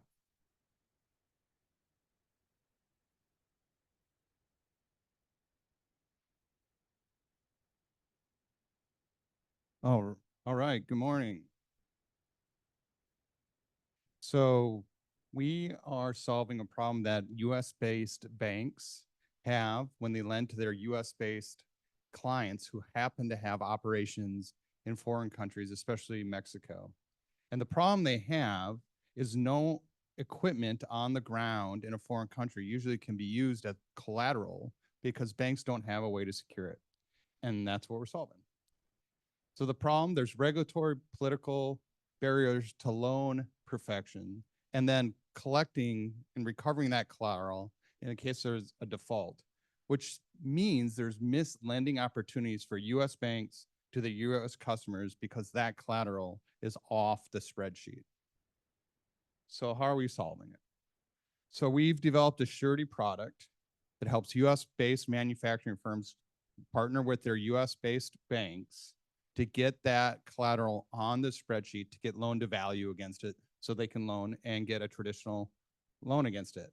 And what happens is if there's a default in the loan, just like any other loan default that isn't cured, this product stands in and there's a schedule on the back of the insurance agreement that says, we will send you a check for fill in the blank based on this date of time because the equipment's depreciating. So it's a depreciating value. And the bank's made whole. So for their regulatory partners, they can just say, yes, this is the equivalent of a credit guarantee in other industries. They know they're fully covered. And then what we do is we help manage any recovery of that equipment through a sale or auction or negotiation. And we also assist in the monitoring on the upfront to make sure that's protected. So question is, how do we get here? So this is me. About 20 years ago, I helped our family's business open a factory in central Mexico. We're a very large John Deere supplier. We do CNC machining. That's why you saw some of the CNC machines. That's our factory around Christmas time last year. These pieces of equipment are very expensive. These are $500,000. I think this is maybe 800,000 on the end, something like that. And none of this could be used with collateral with our US lender. So we had to use, dealer financing, cash. It's just a horrible experience. And when Mexican banks will lend, it's very low loan to value and very short amortizations with very high interest rates. So it's not competitive at all. So how big is this opportunity? Oh, so the slides got shifted from Keynote to PowerPoint, but I can talk you through it. So about $188 billion of direct foreign investment has been made into Mexico over the last 15 years. That's about the size of equipment market. About half that is into manufacturing. About a third of that is US is equipment. And then there's about 8,000 medium-sized firms in Mexico, which is the target market.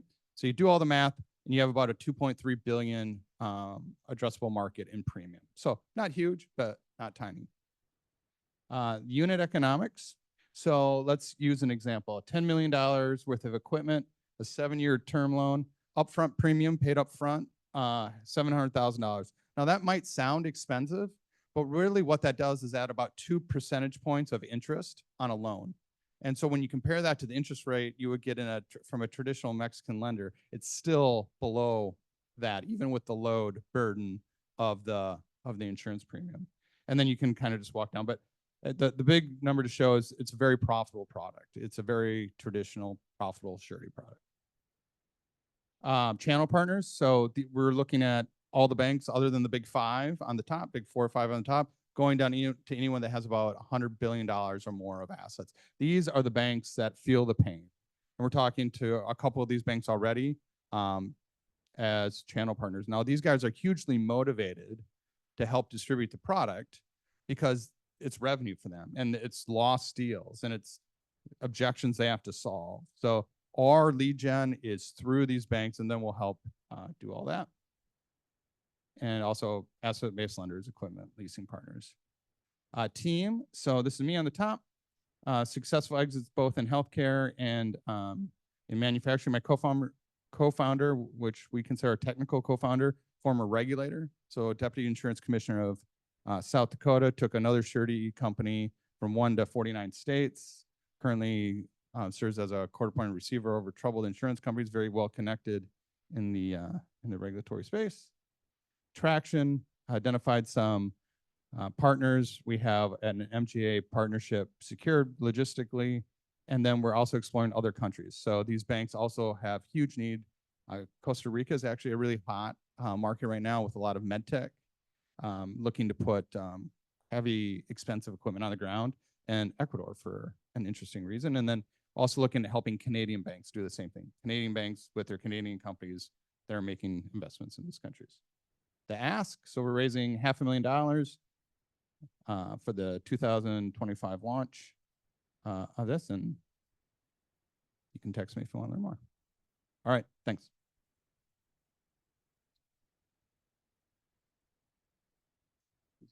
Oh. Thank you. Hi, I'm Brandon from Bonza. And at Bonza, our mission is to redefine the way that people protect and experience their journeys. Here's an explorer on her journey. This is a friend of mine. This is Melanie. So Melanie lives in Chicago. She has a large family, but they don't own a car.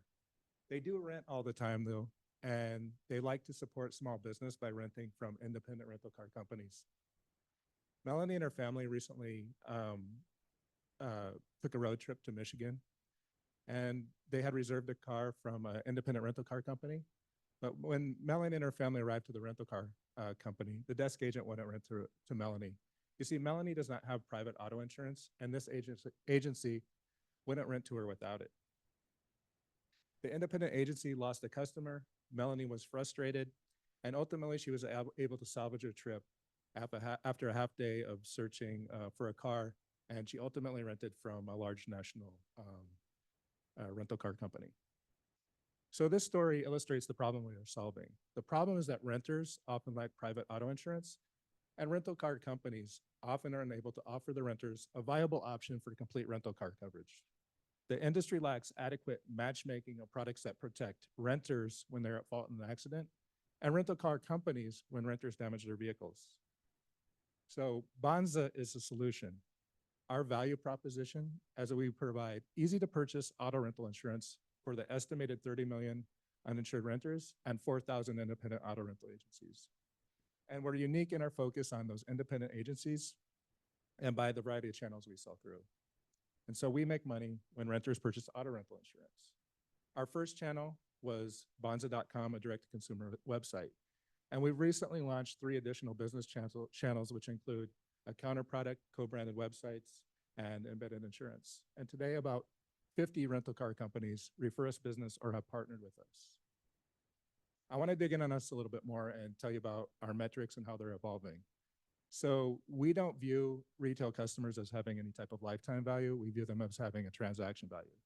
So as we begin to focus more on developing business partnerships, $55 to $65 consumer transaction values can become business partnerships with lifetime values worth tens of thousands of dollars. And I'll be the first to admit it. Sometimes rental car insurance can seem a little bit boring relative to a lot of the other exciting technologies that we're seeing today. But I think there's kind of a cool underlying story here. And that is, the world is changing when it comes to human movement. We see it on the streets of New York every day. The global and US rental markets are at record levels of sales and utilization. Tens of millions of American families like Melanie have given up car ownership. 80 million people are expected to visit the US in 2024, and 30% of those people will rent a car. That's 24 million otherwise uninsured renters.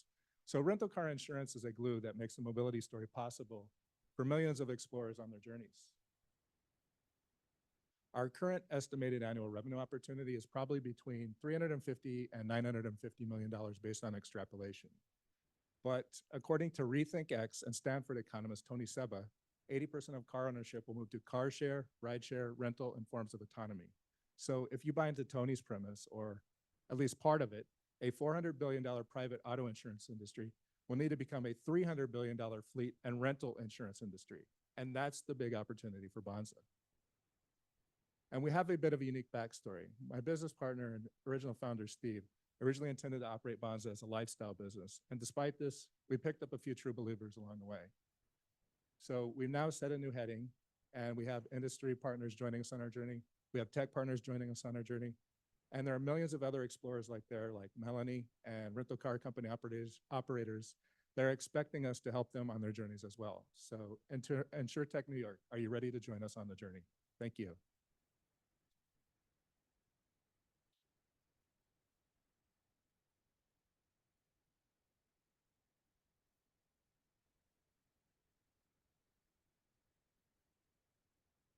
Whoops, sorry. Okay, that's the last of the group. So founders, you want to come back on stage? And anyone want to be the first brave person to ask a question? I'll hand you the mic.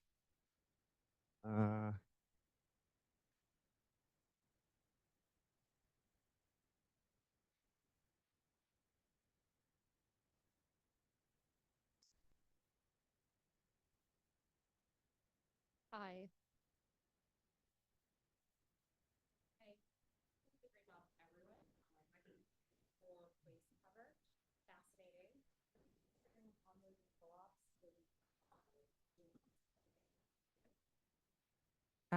Sure. Someone who has basically has an interest in their property. Yes. So absolutely.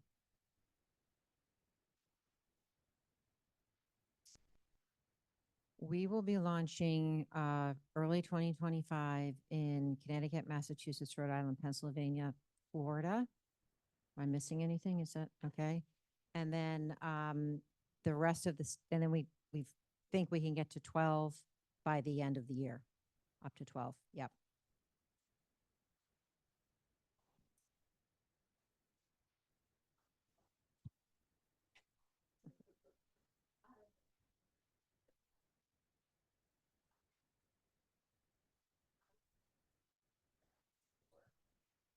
Okay. Town score and state score are produced by a third party. Full disclosure, Bob and I started the company that produces the score. But at funding, they become completely arm's length, separate cap tables, everything separate, contractually separate. The lawyers are all over it because obviously you can't have the score, the MGA be the company with a score. So we always wanted to protect homeowners. That's how we started. And guess what? There are no data in a centralized location that cover all public finance. So if you live in Pennsylvania and you want to find out what your tax burden is, just buy a house. Then you'll get things in the mailbox because there's no way to find out ahead of time that it's the school district, it's the county, it's the water district, and they're all sharing and they're all providing shared services. So what is your burden? And worse, what is your future burden? What are their pensions and OPEB and debt? How is that going to impact you that lives in a particular town? So we had to create that data base. It's all from unstructured data. And we're basically tying it together and joining all the pieces to reflect the tax burdens and the fee burdens of the individual who owns property in an incorporated entity or an unincorporated area of the county, which almost 30% of Americans live in an unincorporated area. So, yep.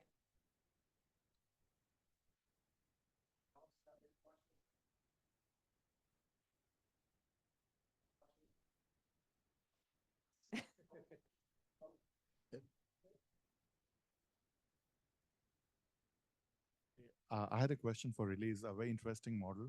You said that you guys, you said that you guys have already written policies since last couple of months, right? So how many claims did you get so far? Claims so far, we're sitting at around just under 40 claims. Not every single one has actually gone through that processing piece. And some people report claims. We get through kind of that finalization period and they haven't actually finally confirmed. We can talk more about what that looks like afterwards, though. Most of our claims, I will say, they're also highly seasonal. So what we find is that the majority of purchases end up happening in the peak leasing season. So that's typically between April and late August. And then most of the claims will fall either in this late fall period or in the early winter period, right?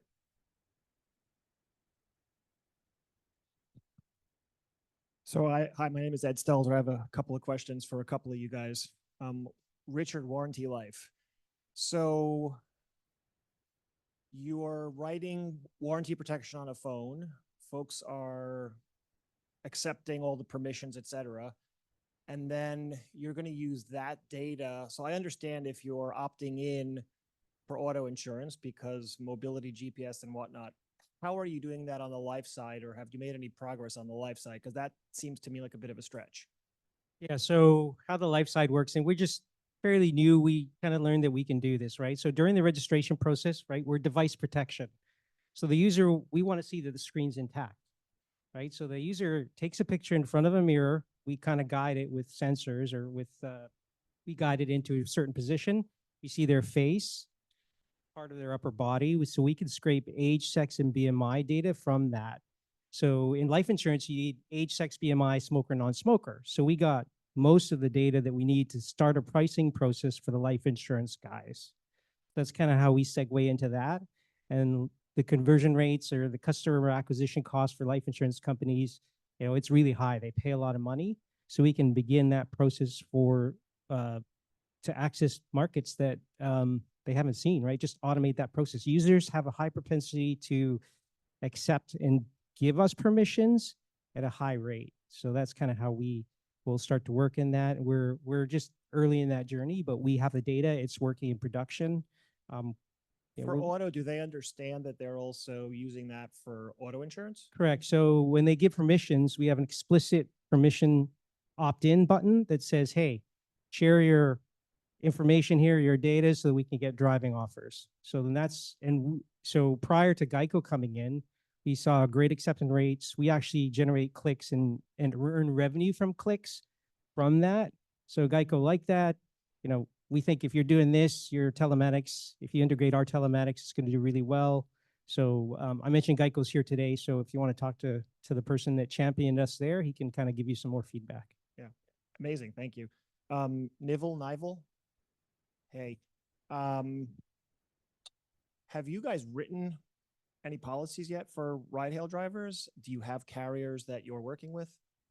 No, what we have is a broker that we have ownership interest in, and we have that book of business that we're going to roll over into the MGA. But we are in conversations with capacity providers currently. And what you said that you're not here to raise money. What is it that you're looking for? We're not raising money right now. We will eventually, but I think we want to continue with the conversations we're having with capacity providers, see how those develop, and then see when it's going to be the right time to raise our initial round. Thank you.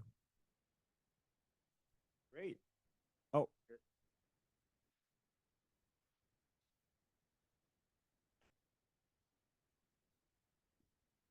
Hi, representations, everybody, wonderful products. I have a question to Adam from Citata.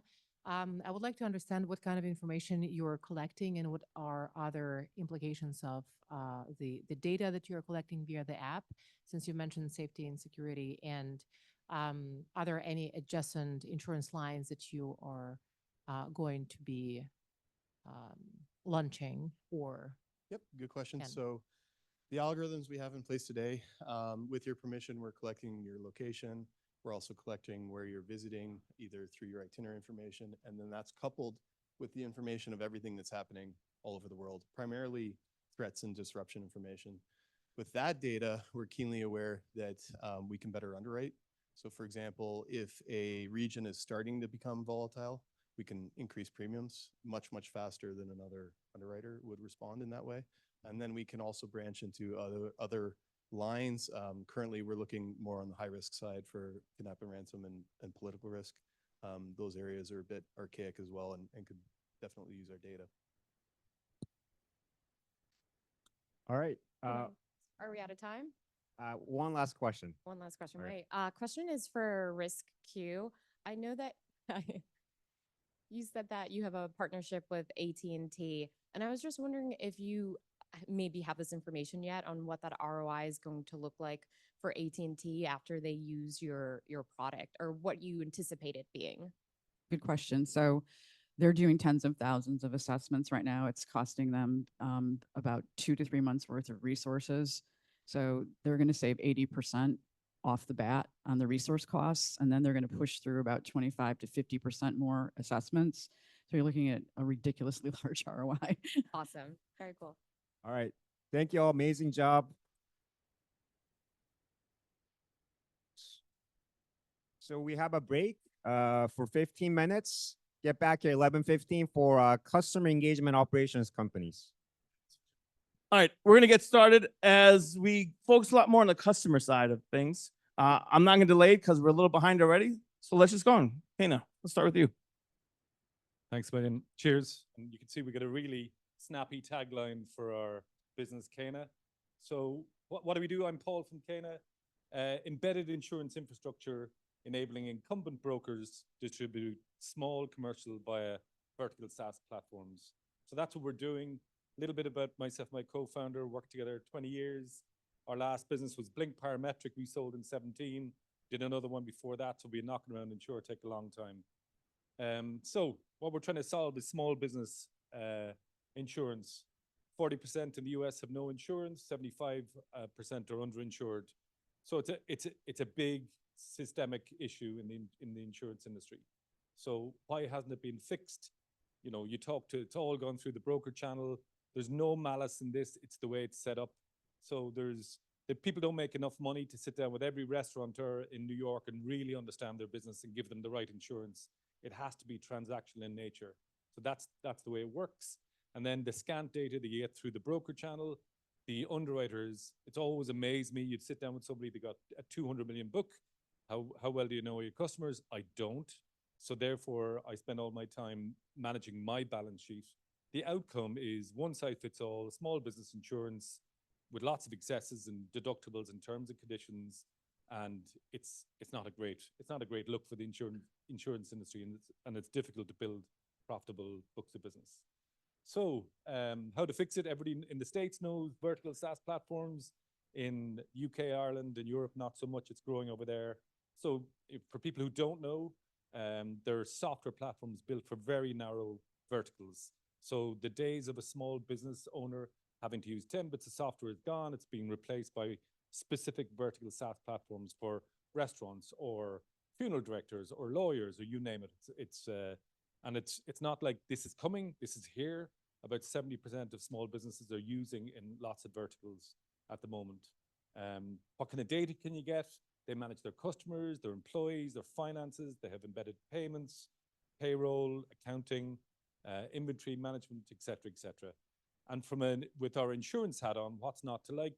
It's really interesting distribution and really unique data. And the secret sauce here is they're making more money out of embedded fintech than they are out of selling software today. The take up in embedded insurance is relatively low, so huge opportunity, and there's very specific reasons why. So our thesis is the incumbent brokers are going to win. You know, lots of really interesting companies trying to focus on this space, but this is our thesis. This is what we absolutely believe. So you're going to leverage the decades-long insurance experience. You know, I was chatting to somebody earlier on. It's not that hard to launch an insurance product and sell the wrong insurance to the wrong customers. That's not the hard bit. The hard bit is building a profitable book of business over time. And this is why we said we did not want to spend a long time becoming an expert in one particular vertical, because vertical SaaS is so incredibly wide. The opportunities are limitless. So we want to be an inch deep and a mile wide. The VSaaS, all the VSaaS we talked to, they want optionality. Am I getting a good deal for my customers? I want to deal with somebody safe who's going to be around for years to come, who's going to look after my customers. That's why the incumbent's going to work. But nobody wants it to have my gray hair dealing with the incumbents, integrating with them. That's where Kena comes in. So where we are at the moment, we've spent a long time getting incumbents on board. We're launching our first SaaS platform in the US tomorrow, and then it's the magic sell-through figure. So that's where the business is at. So the incumbent that we partnered with is Willis Towers Watson. Big partnership announced 5-6 weeks ago. So it's a big, big partnership. Loads and loads of activity with the US team and the UK team. Big buzz in our little office when we were mentioned on Carl Hess, the CEO, on the earnings call last Friday. So he mentioned 3 big partnerships, one being Kena. So this is not a pilot. This is not I wonder will this work? They've gone all in with Kena and embedded into vertical SaaS. So in 25 seconds, the insurance experience is, you know, most of the data required to give a quote is on these vertical SaaS already. So you pre-fill the form, the widget is on the vertical SaaS. You track the key data points so they ensure that you're never underinsured again. Phase 2 is going to be all about new risk models and data. That's how it works.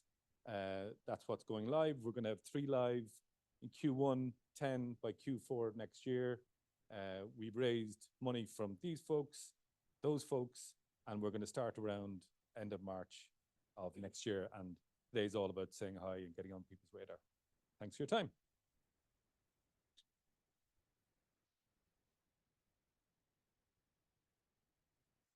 Testing, checking. Give me 1 sec. Yep. I can introduce myself. Okay. So what if I tell you the future of your workforce, half of your workforce is going to be AI agents? I'm Jimmy Padi, I'm CEO and founder at floatbot.ai. And I'd like you to meet Lisa. She is an AI agent that automates claims, FNOL intake, and claim support. So Lisa solves some of the large problems in claims right now. At present, insurance carriers, they spend about $15 to $45 per claims intake. In catastrophe, it's a kiosk, right? Claims rep cannot scale. They make a lot of errors and they're limited to working hours. This is when TPAs are ready to make millions of dollars. Carriers try to solve this by adding a digital FNOL solution on their website, but less than 5% they use it. 70 to 75% of the carriers, 70 to 75% of the people, policyholders, they call their carrier and rest will call their agents. So Lisa automates 80% of those calls. Reduce the cost of claims to less than $5. Cut operational cost by 40%. Scales up or down in seconds. It's multilingual. It's error-free. It works 24/7. Seamlessly integrates with all the existing claim solution and contact center solution. So Lisa is your AI agent for automating the claims process. After the success of Lisa, we went ahead and launched 3 more AI agents. So Eddie is co-pilot for Register. Aura is co-pilot on the distribution side. And Lexi is the agent on the customer service. We are working with carriers all the way to TPAs across the product lines. We also identified some of the use cases. What are the sweet spots for our AI agents? We are not just a chatbot platform. You know, it offers full-fledged self-service that are on call, text, email, and chat. Real-time agent assist. So they listen to the calls and kind of AI is assisting the claims rep real time. And there's a collaboration aspect as well. What's our secret sauce? You know, I mean, it's a very mature platform to build these AI agents. We went ahead and launched our own LLMs. We have trained on the claims data, on the underwriting data, and we ensure zero hallucination with our own LLM. We also can automate a lot of workflows that are external customer facing as well as internal employee facing. There's a sneak peek of our platform. So I've built this writing millions of lines of code. There's a very strong agentic layer that we launched at New York Stock Exchange last year. And we have success beating a lot of large competitors like IBM, Watson, etc. in this space as well. Cognitive search, where they can upload the documents and get the answers from the documents. A module where it can real-time interact with the applications as well. After it's built, it will be launched and they can track all the analytics. There's a small, quick demo for a few seconds.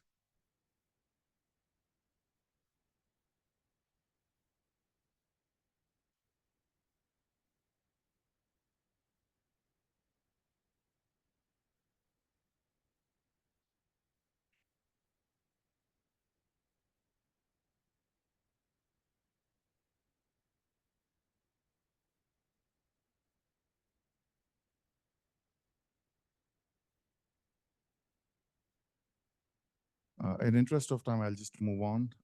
So these are the aspects of same AI agents on chat as well as text.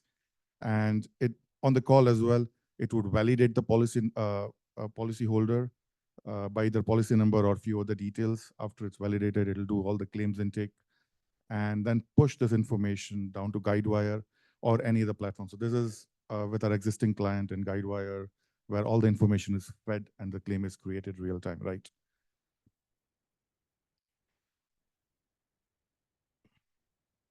A live case study, we helped one of the large state-backed carrier save $30,000 in less than a week during the recent Hurricane Beryl in Texas. We were invited to launch our agentic framework in NYSE last year. Just a month back, we were also one of the top 5 vanguards at Guidewire. That's where we pitched in their private event at ITC. So why now, right? I mean, ease of doing business is the most important, either for your agent or your customers. They typically communicate with phone, chat, text, or email, and Floatbot helps to automate 80% of that. There's an opportunity to save tens of millions of dollars to increase the efficiency, to empower the key employees with AI co-pilots, increase employee retention, and increase customer NPS score. We're currently working with 5 large carriers and MGAs in US, and some are outside US as well. We're partnered with all the telephony platforms. Outside insurance, we also have strong traction in banks and financial services. So we're working with some of the top banks in India, in Middle East, and in US. Some of them are large financial services organizations as well. We are a strong team of 45 plus employees in US and India. We actually 3x our revenue in last 1 year. We just crossed $1 million in ARR, and probably very high chance we'll cross. We'll be between 1.5 to 2 by end of this year. And with some of the pipeline that we have, we'll be scaling very fast next year. Top 2 of the 5 core platforms in US, they've signed reseller agreement with us, which means they're going to resell us to all of their customers. And some of the very large CCaaS platforms, telephony platforms, have also signed reseller agreement with us, and they've started reselling us globally. We're targeting a market size of $5 billion. We're here to raise 3 to 5 million, and join us in this AI agentic journey to transform insurance. Thank you.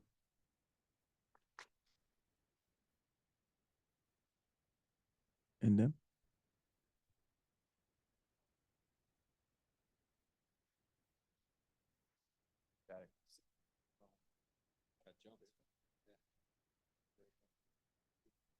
Hey, everybody.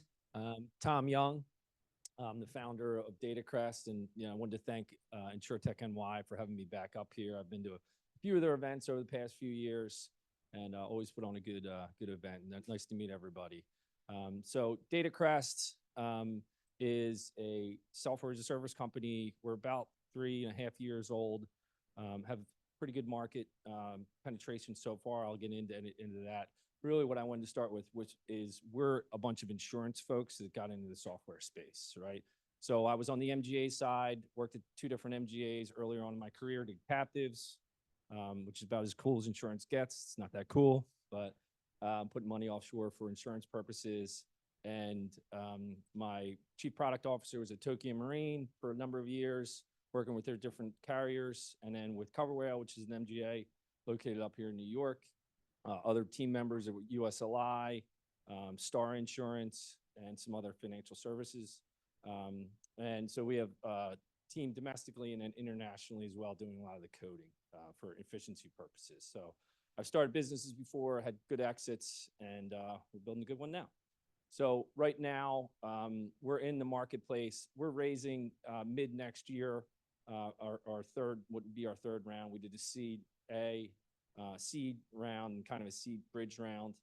So we're going into that mid next year. What we do is work with MGAs and carriers to help them do three things: ease of doing business, loss ratios, reducing loss ratios, and improving the renewals, and therefore retention, which is three of the biggest KPIs that any insurance carrier or MGA has. So started the business around supplemental applications. So everybody in this room works for a company. That company is very likely, if not absolutely, completing supplemental applications to get their D&O insurance, their E&O insurance, a variety of different coverages. Those documents come in long form PDFs that have to be completed manually, right? So as a broker, I was on the front lines of this and owned an agency, right, which our clients serve.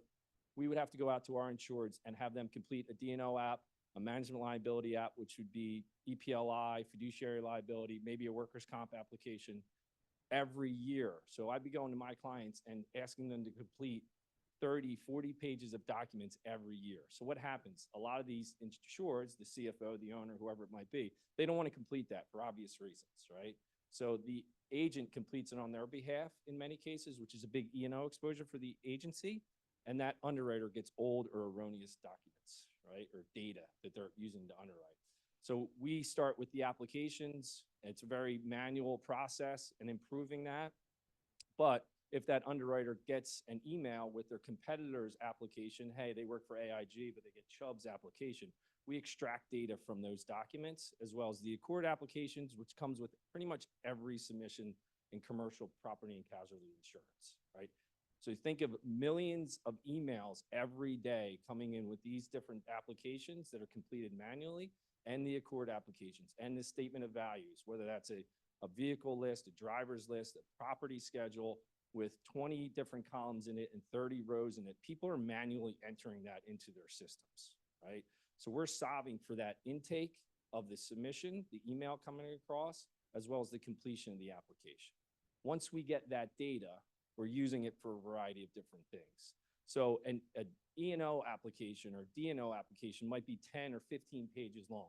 Well, how that happens now, they get an email submission that comes in, that underwriter looks at it, one-on-one subjective eyes, makes a decision, and puts that PDF document into a file that's never seen again. It's the richest data set that underwriter gets, that carrier gets, that MGA gets. It's used once subjectively and put away. We're aggregating that data in a variety of ways, but initially we can do quote bind issue platforms where if that checks all the underwriting rules, we can push out a quote right away, particularly on renewals. Hey, that underwriting appetite from the carrier MGA hasn't changed. The risk hasn't changed, except it went from $3 million in revenue to $4 million in revenue. Why are you spending 45 minutes as an underwriter working on that risk, right? It checks all the boxes. We can extract the data from the submission, push it into our engine, the rules that we set up with our clients, and push a quote out right away. What are agents looking for? Quick quotes, right? That's what matters on the front line. So I hear a lot, we're using AI, we're doing a lot of other things with technology. What matters is having a good experience for that agent so they give you more business. What matters is renewing that as quick as you can, right? That's what we're going for. Those are the KPIs of our clients, and that's what we're striving for. Some of the most innovative stuff that we're doing that's rolling out in the not too distant future, if you look at those applications, whether that's Accord application, supplemental application, loss runs, all that submission data, it comes in and again is subjective decision making. We're aggregating all that data. So let's just take AIG as a similar example. They have 10,000 clients with E&O coverage. They have 10 pages or 5 pages of applications for each insured, times however many renewals they have. right? So they could have 50, 100, 250,000 pages of data that's sitting in a PDF file, not being utilized. We're aggregating all of that data and comparing it with claims outcomes for that specific set of insureds. All of the AIG E&O covered holders, what are their apps saying compared to their claims outcome? And we're finding very significant trends. So when that submission comes in, either via our application technology or our scanning technology, we can automate submission prioritization. Hey, work on these deals first because they're the best risks instead of first in, first out, which is typically what happens in underwriters' work, benches, right? So making them have quicker, more informed underwriting decisions and selecting the best risks, what does that help? Their claims ratio. What does every carrier at MGA care about? Their claims ratio. That's the secret of their profitability and their capacity. So having them being able to complete the agent process quicker, make that submission quicker, that underwriter be more informed and better and quicker, but then taking that data and using it for underwriting decisions and then using it for customized loss control. Right now, welcome to AIG. Here's a library of 150 claims and risk management documents. Most insureds are like, cool, thanks a lot, later. I'm not taking they're not doing anything with that. But we see that you don't have MFA. We see that you don't have return to work processes for workers' comp. We see that you don't have defensive driver training. Whatever that exposure is, and then automatically deploying a customized loss control for that particular insured and monitoring whether or not they actually complete the trainings and giving them incentive to actually do so by saying, if you do these things throughout the policy year, you're going to be eligible for a credit. Okay, so it's starting with application completion, submission ingestion, using it to quote, bind, issue, using it for analytics around underwriting, and then using it to drive down loss ratios by proactive loss mitigation solutions. Cool. So this just kind of summarizes a bunch of the just different points that I just ran through. I usually don't use slides, but they made me. This is the market cap. You can kind of, everybody has an opinion on what numbers are what, but it's a big market within the commercial property and casualty and managing general agent space. These numbers are a little bit old. It's actually gone up. There's a lot more of them out there, commercial auto, and then agents. So I'll talk about agents for a second. You're out of time. Oh, I'm out of time. Yeah. Okay, cool. No worries. By a few minutes, actually. Yeah, we have resellers that are selling our technology as well, like the policy admin systems are putting our technology on their front end. So we're raising mid next year. Thanks a lot. Thanks, Tom. And Dem?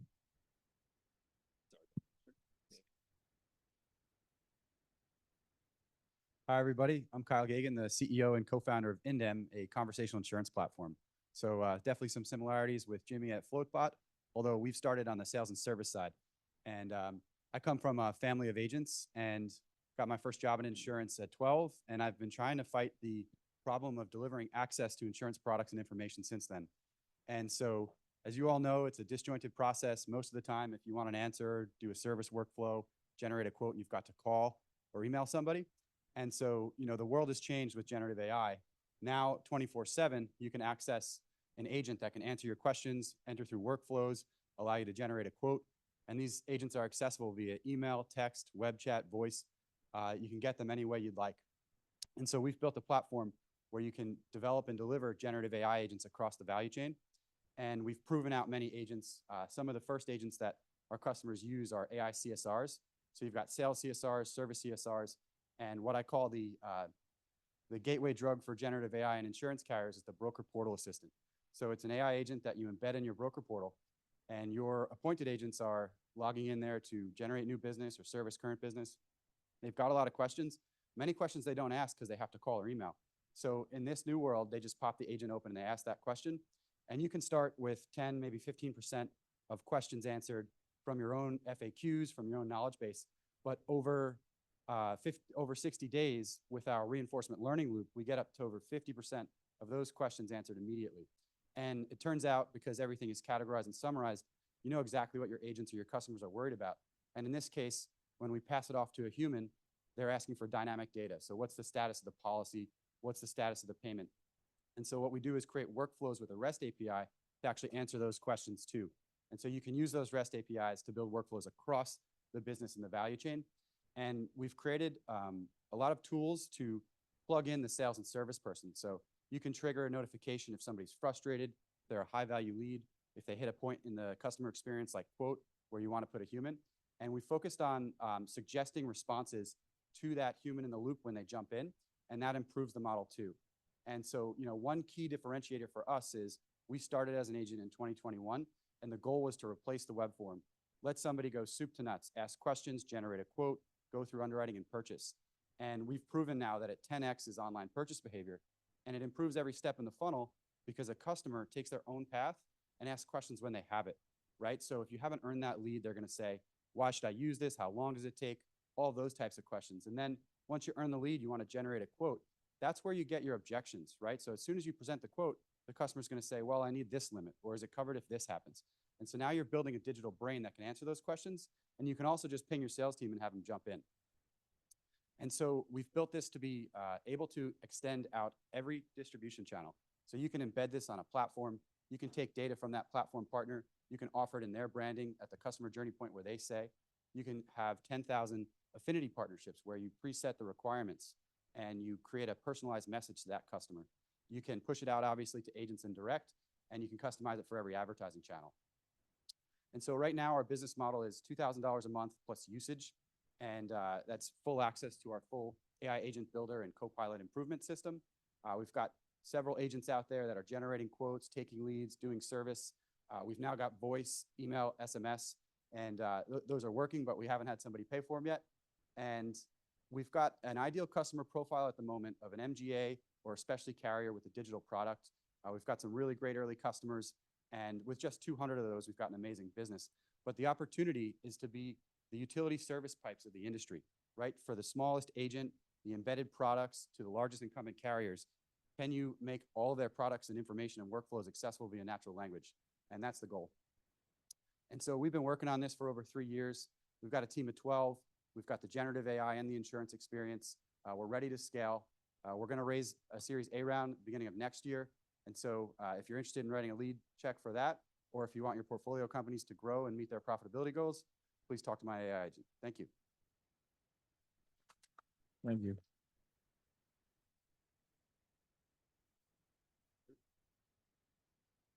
Hey everyone. So my name is Jan. I'm founder and CEO of Claim Partner.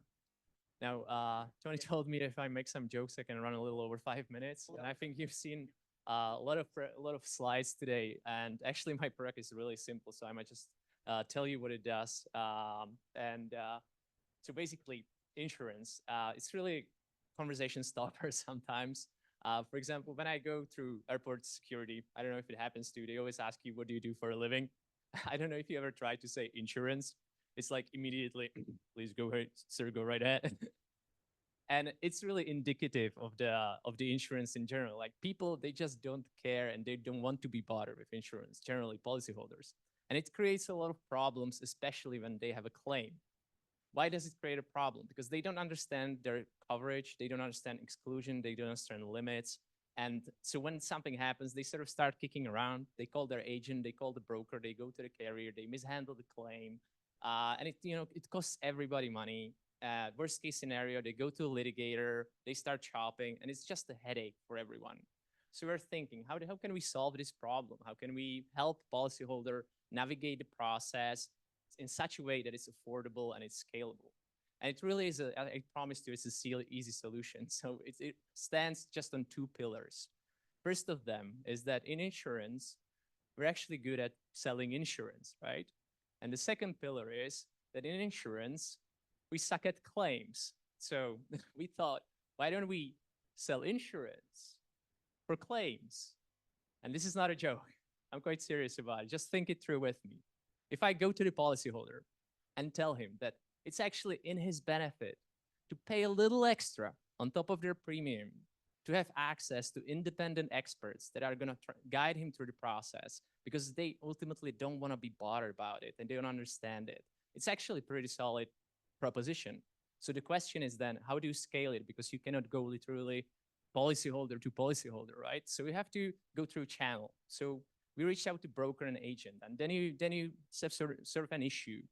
How do you, as an agent or broker, explain to your policyholder that they should pay something for what they thought they provided for free from you as a broker, right? The answer to that is you tell them the truth. Now, you can see the confused look here. I work in insurance. I also had to look it up in dictionary. But what I mean by truth is actually you have a very honest conversation with the policyholder. I actually should probably gonna role play it for you. So imagine I'm talking to a policyholder and you're telling him, hey, you're great, but the commission I get from you really isn't enough to pay for the to fill my espresso machine that I have in my office. And so when you're asking me to help you with the claim and everything that there's associated with that, I'm really not an expert. I haven't done my 10,000 hours in claims. These guys have. They will be there for you 24/7. They will support you with all the problems that you're having. And if anyone else is telling you differently, they're lying to you. And guess what? The policyholders, they know it. We see that this part of our industry is truly built on a lie, isn't it? And it's bound to be shaken, and we can feel the results of that. We can feel the rising severity of claims. More and more policyholders go to the litigators, and so it's a big issue for everyone. What we offer there is a cushion that everyone can fall into. It's good for the policyholder. It's good for the carrier, and ultimately it's good for the broker. Now, how do I know it can work? I've already built this business in Europe. It's doing $4 million in revenue. And I know Europe, right? That's monopoly money. It doesn't count. But we've done our research here. We talk to the brokers, we talk to the carriers, and we see that the policyholders here really have the same problem. Now, what do we need to build this business here? Right now, we just started. I think we're probably one of the most early stage companies here, part of this cohort. So we're raising our pre-seed round. We're raising $1 million. We already have our lead that's putting in 50% of that. But I want to be very transparent about the stage we're in. So we're pre-revenue. It will take us at least a couple of months to get the product on the market. But because we're focusing directly on the consumer, you gotta make it right. And I know this because I've built this business before, and it's capital intensive. So we're looking for partners and investors who understand that, because this is a gigantic opportunity, because we can literally target almost every policyholder out there. But we need to bridge this part. So we're looking for someone who understands it, isn't risk averse for pre-seed, and can join our lead investor as a co-investor.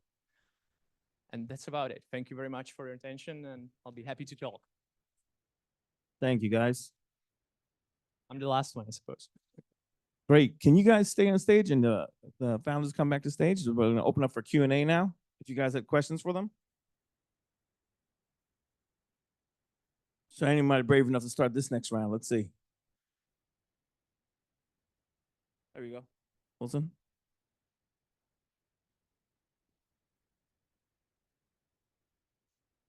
I have a question for Kyle. Is it bilingual? Yes, yes, it is. What languages? Essentially any language. It's basically with the prompt, you say, respond in the language that the user sent the message. Okay. Thank you. Yeah. Anybody else? Do you guys have anything to add to your pitches while you're up here? Well, I'll add that right now an AI agent is speaking in English and Spanish, and we've tested a few others like German, and it works well, but those are the two in production. Great. That's helpful. Thank you. Sure. Any other questions? You guys look hungry. Food's not ready yet, so. There you go. Are you trying to distribute this?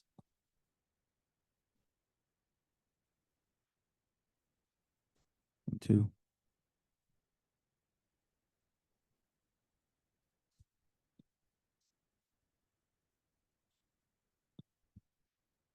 As an embedded, yeah, we've done that. It does work. If you're selling an insurance with it, it does work as an embedded solution. It can work like that. Now I'm talking about the traction we build in Europe. Most of the sales we get is when the brokers actually have like secondary touch points with their clients when they're trying to upsell, cross-sell. But we are running some of the distribution to embed it as well.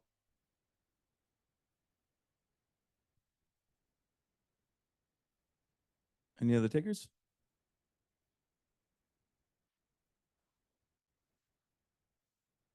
So it's quite low because you're trying to provide it at scale. You try to use a lot of technology. Again, in Europe, we priced at about $9.99 per month, and that's when you're still put some kind of effort on the policyholder. You're guiding them through the process, but they're self-reporting. Down the line, we've upgraded to actually be able to take over the entire process based off of a power of attorney or public adjuster license. Then you price it individually on the number of policies that you're actually having on the platform. So let's say you're a policyholder, you have 7 policies on the platform. We priced it individually based on your coverage, based on the risk, and based what you're having, and that's sort of an upsell opportunity for us to take care of everything. Anyone else? Nope. Okay, well, thank you. Thank you. Great. Thank you, guys. We're going to take a little break. Lunch is coming up in about. Just 1 second before you. Tony's got more. Yeah, He's got more stuff. Watch out. Thank you. Good job. Thank you. Okay. So yeah, we'll take a break in a bit. The lunch will be ready at 12, so we're ending a little earlier. I don't know where the clicker is. Just next. Okay. So just a couple things before we let you go for lunch. We're gonna be back at 1 p.m.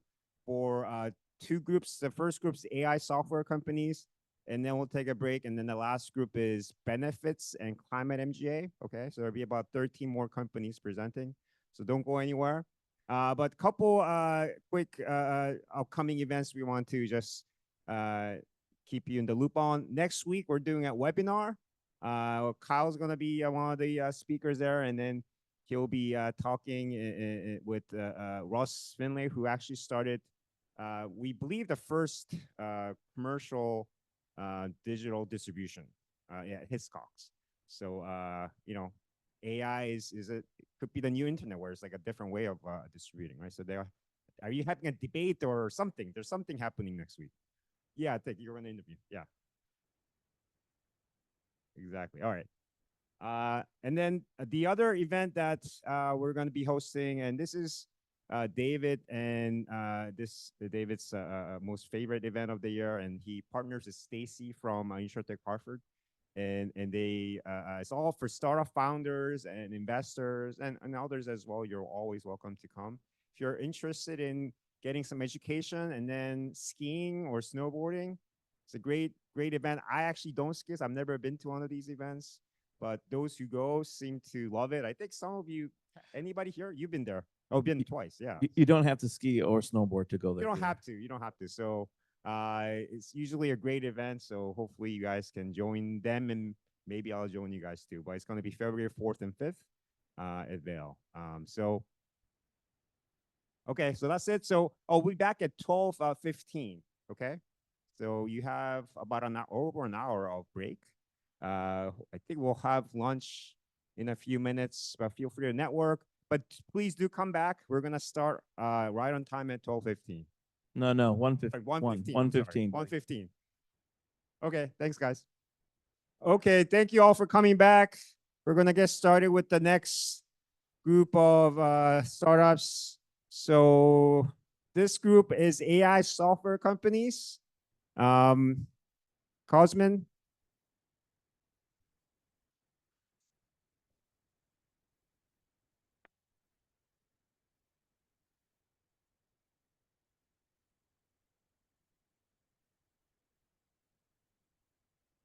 One, two.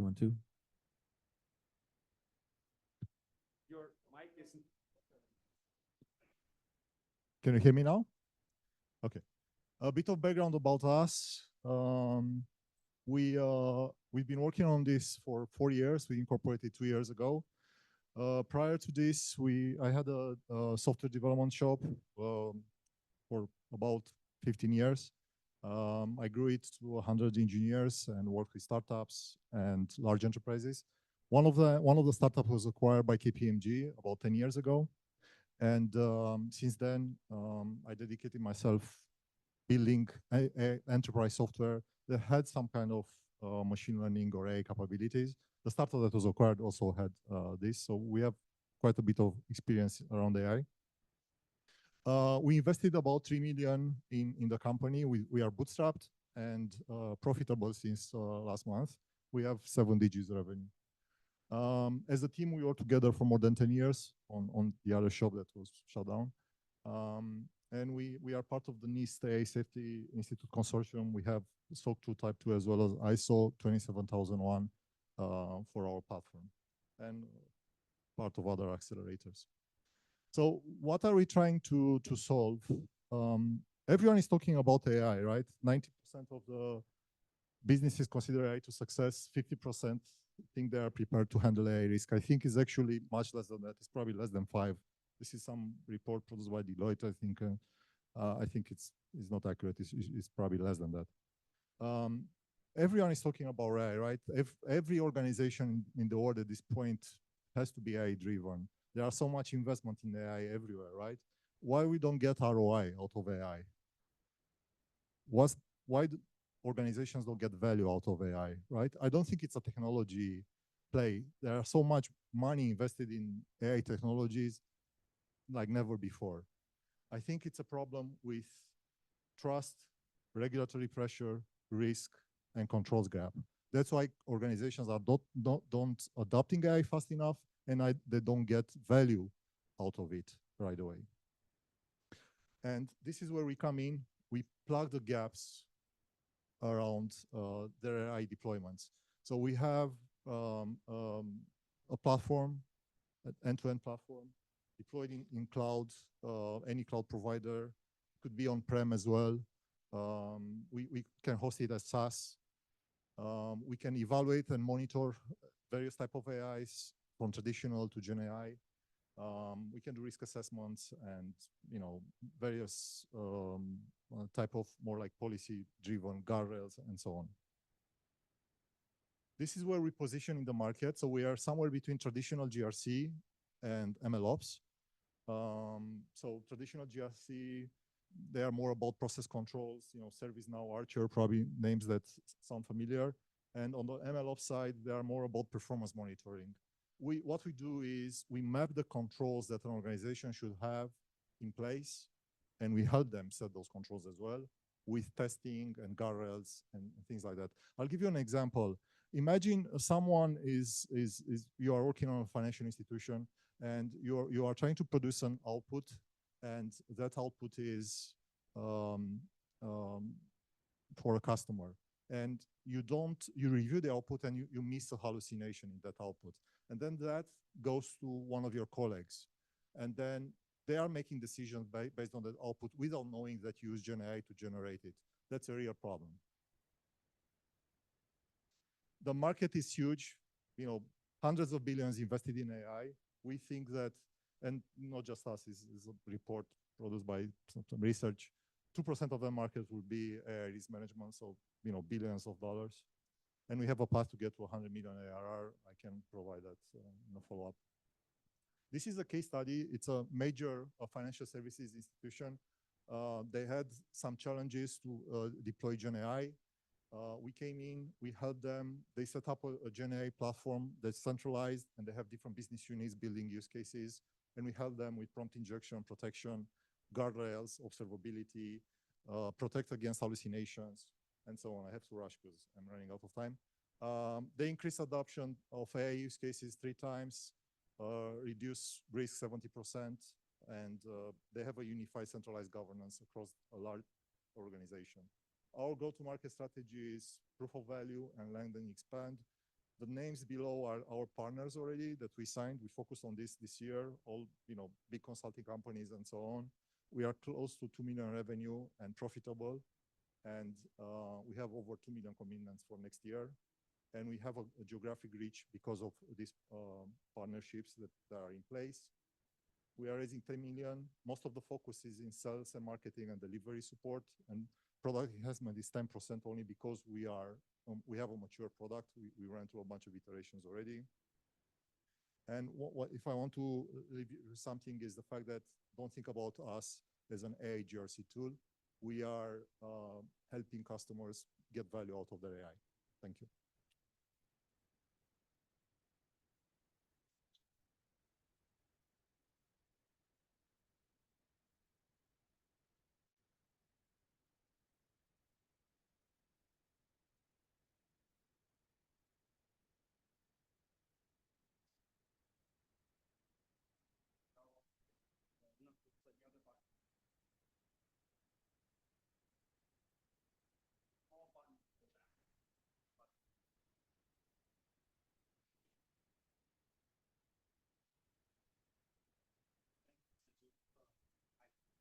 sorry. I thought I was loud enough, but that's fine. Okay. My name is Sanjeev. Where the clock? So I just want to make sure. Thank you. So we are in the space of insurance claims, both property as well as auto, a little bit of workers' comp. Fundamentally, we focus on the subrogation part of it. As you know, most of the insurance companies had a tough time for last couple of years or so. Hopefully, these things will get better now. Everybody had a loss ratio which was upward of 100. So that means for $100 premium they end up spending more money. So in a bigger picture, how does it work? A good insurance company, after you file a claim, they will pay you, but then they'll go after the adverse party to collect the money. So that's where the subrogation comes into the play there. So another part here is very close to the salvage part, but we'll talk a little bit more on this one. And the fact here in the industry, I think everybody will agree, there's a huge talent shortage in the space. COVID didn't help either, and we have lost huge talent. Okay. Now the only way you can circumvent it, either you bring AI, which is a significant part of our deployment, and the automation part of it. These are the two main things we're trying to catch up on this space here. Today we process close to 10,000 claims a week. Okay. At hurricane times, it can go even on 30, 40,000 too. It's a SaaS service. In a bigger picture, the way all the claim works is you file the first notice of loss, and that's the place where we identify with almost like 98.5% accuracy. We can tell you the claim has a subro potential or not. Okay, and after that, you can focus on the claim where you have potential. We can also identify the claim which has a high potential, so you can prioritize it from your perspective. The investigation happened. We can even do some kind of estimation damage. We can talk a little bit more on this one. And the claim payment is already done by the carrier. And then after that, once we recognize the subrogation part of it, we go for the demand package. The whole compliance thing, you have to do it from insurance perspective, from the regulation perspective. Help we do the negotiation part of it. We did a POC with one of the Southeast Asian country, which is almost like controls 60% of the two carriers. So that's one part of it. So and once the payment comes here, the dirty secret in the industry is once the amount gets collected, most of the time people have no time to apportion the money based on the indemnities. We take care of it at the ground level. Today, if somebody collected $1,000, they'll put $1,000. They won't do a breakup. It takes cost, and I'm not saying all insurance companies do that, but quite a few insurance companies do that just because of, it takes quite a bit of time for each claim when you try to do the segregation of the indemnities. So again, this is just out of the box. We have it. We have the product in production. In a bigger picture, this is what our module or offering looks like. The scoring part I talked about, liability analysis. That's where the biggest automation comes into the play, where we can help you to train your staff. And when you're dealing with two carriers, we know on an average how much money you collected. So that's a part of the liability part of it. Help you to build the demand package. Significant use of AI as part of this whole system there. Negotiation, I talked to you when two parties are talking to each other. This is not an alternative to our forum, but if the two carriers are the big size, if they want to do it, resolve themselves, we bring them the platform. And then, as I said, the payment part of it, it is just out of the box there. Of course, there's a huge use of the Gen AI. We do it as part of the whole system. Like when you want to generate letters and other stuff, the Gen AI is one significant part, and other places also we use. So as I said, this is the product ground up in production. We deal with close to 10 carriers today, and some of the TPS. These are some of the customer base that we have it. Significant market, but that's where we are focusing on that. Last 30 seconds now. Okay, we got an award. We were recognized by InsurTech 100, the top 100 companies. Good place to be there. This just happened a month back or so. We raising 5 million, not a big amount, but we are waiting for a product to mature and other stuff right now. So we are there now in production. So this is the series. We'd like to close it as soon as we can, but only from the strategic investors, quote unquote. This is the market from where the product could be used, but also we have a huge potential to, with a group of companies to shake up one big company too. So anyway, that's where we do from the insurance subrogation space. Salvage is the next use case. It's the same set of information that you need from subrogation part of it. This is built on blockchain. I won't say blockchain as such, but distributed ledger. We stay away from crypto for obvious reasons. Anyway, that's probably, I would say, this is a team, a lot of insurance industry experience. People are backed by, I personally have worked more than 15 years in the insurance space. There are other people who have worked for like, more than me or, something like that, more than 100 years of insurance industry experience. So I'll just pause it here. If there's any question, anybody has it? Okay, sure. Thank you.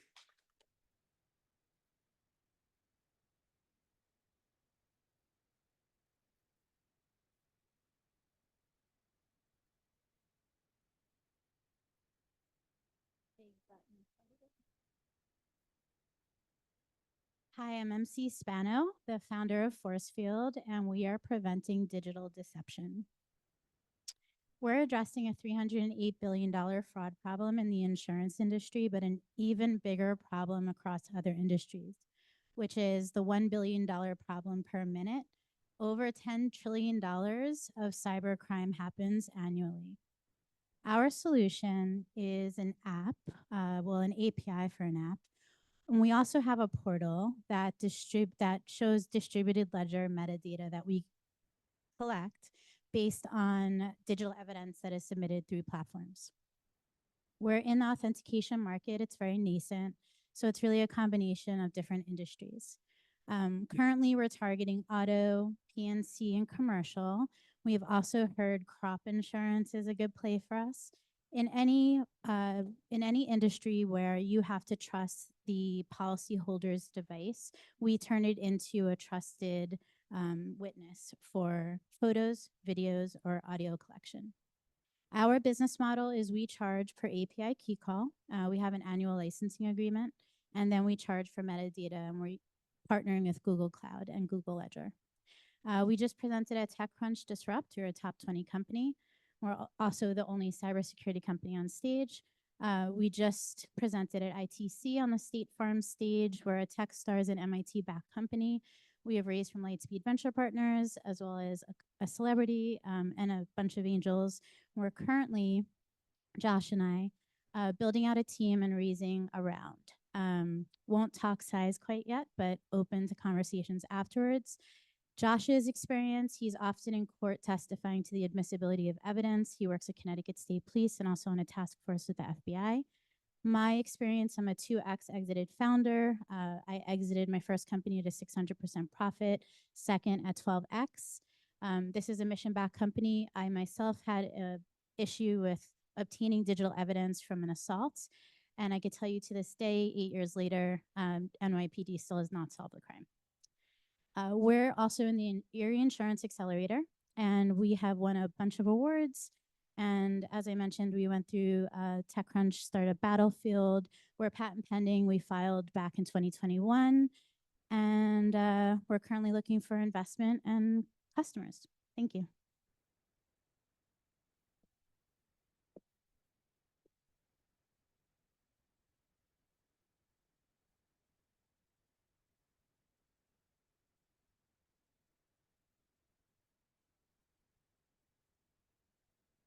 Hi, everyone. So I'm Noah. I'm the CEO and co-founder of Citrus6.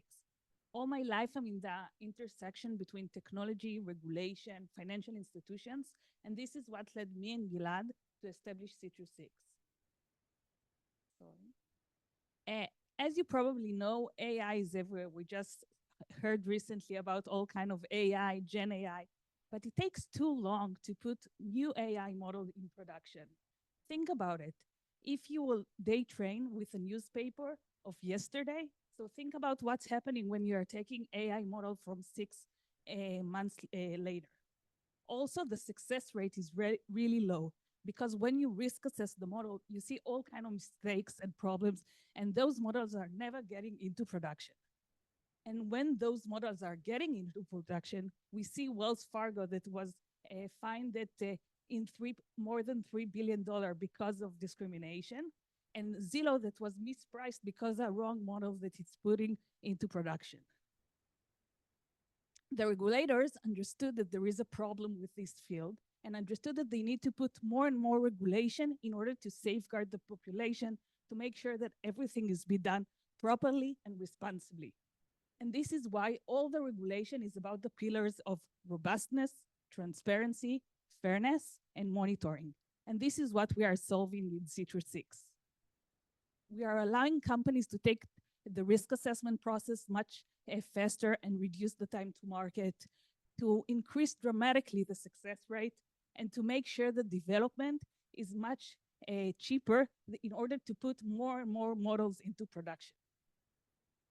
In order to do so, we established an holistic platform that goes with the model from the pre-production until production, and using our unique proprietary technology that allowing companies to use us agnostically, no matter what vertical, which platform, or which model, you can use us and gain transparency, AI governance, and reducing the risks.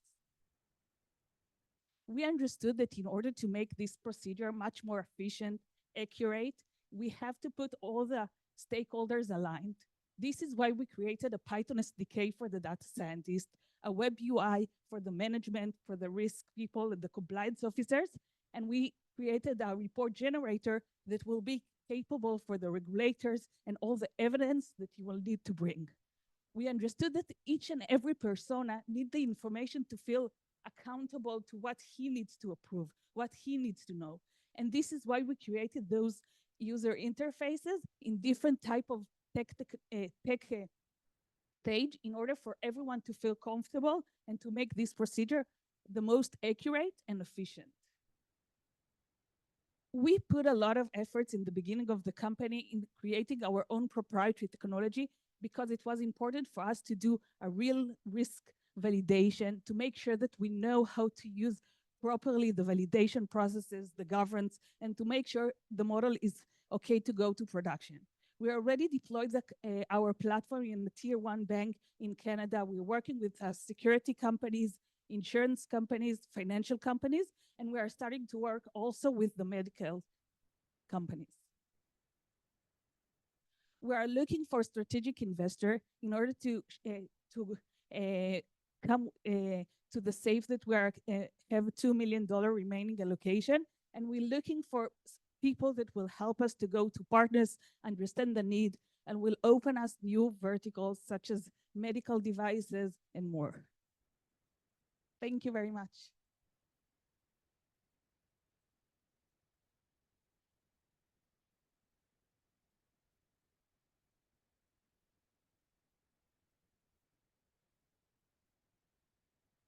Good afternoon, Chris Huff, CEO Base64, where we are redefining insurance workflows with our document intelligence platform and our AI agents. We are headquartered here in New York, and we're backed by top investors like Sequoia. I want to do something a little different than I think has been done so far today. I want to actually step through a real use case to demonstrate the technology at work, because I know around AI, there can be some smoke and mirrors. So this is an actual customer, American Auto Shield. They are a third-party broker. They basically write policies, and then they actually handle the claims that are coming in.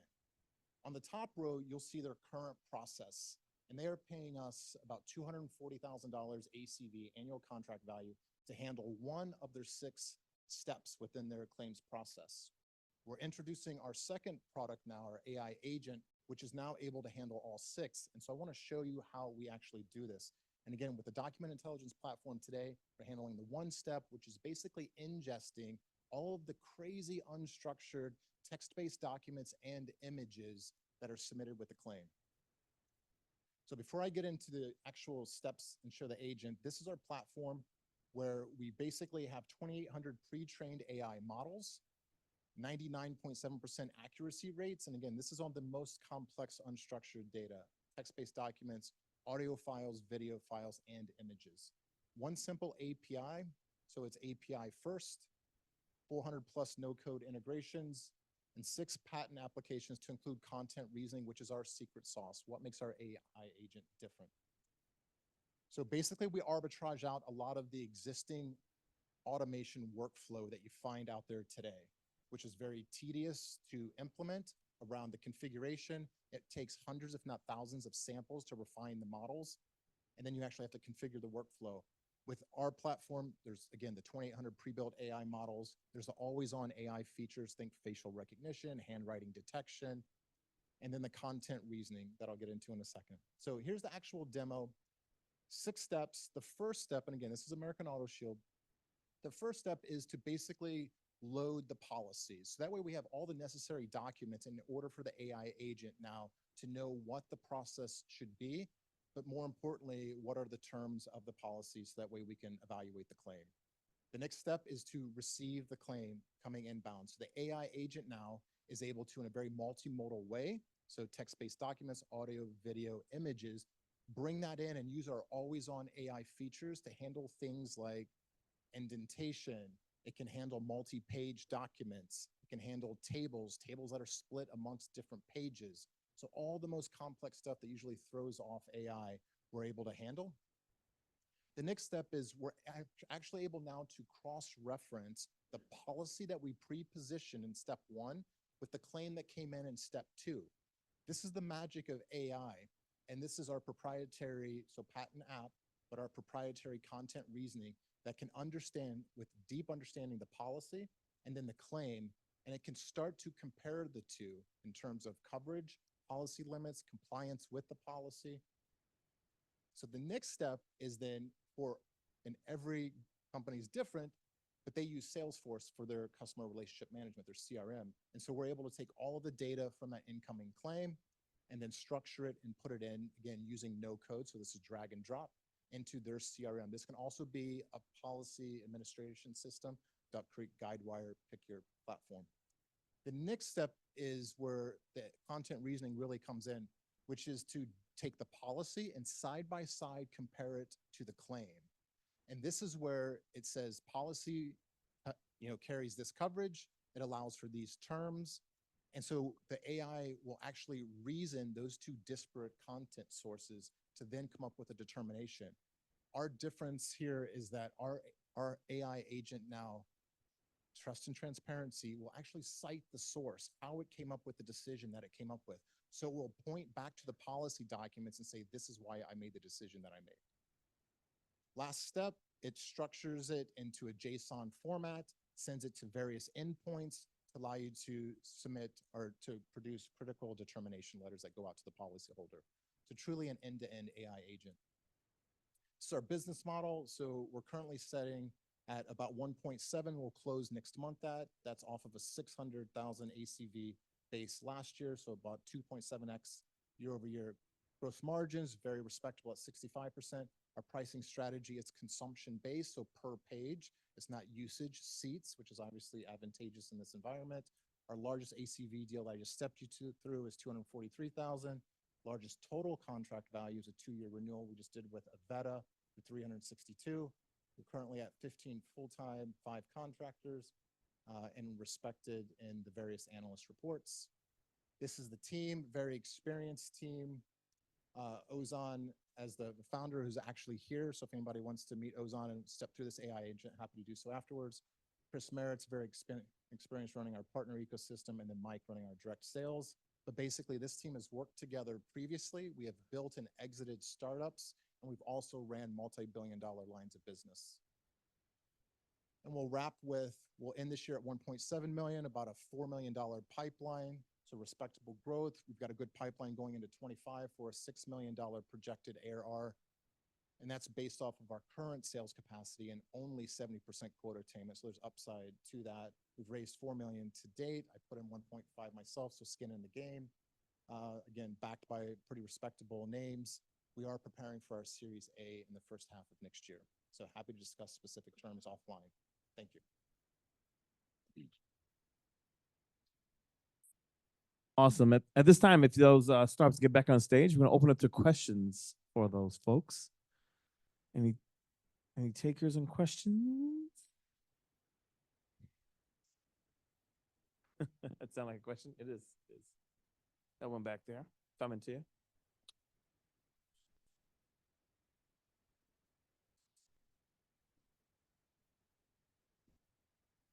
My question is for MC.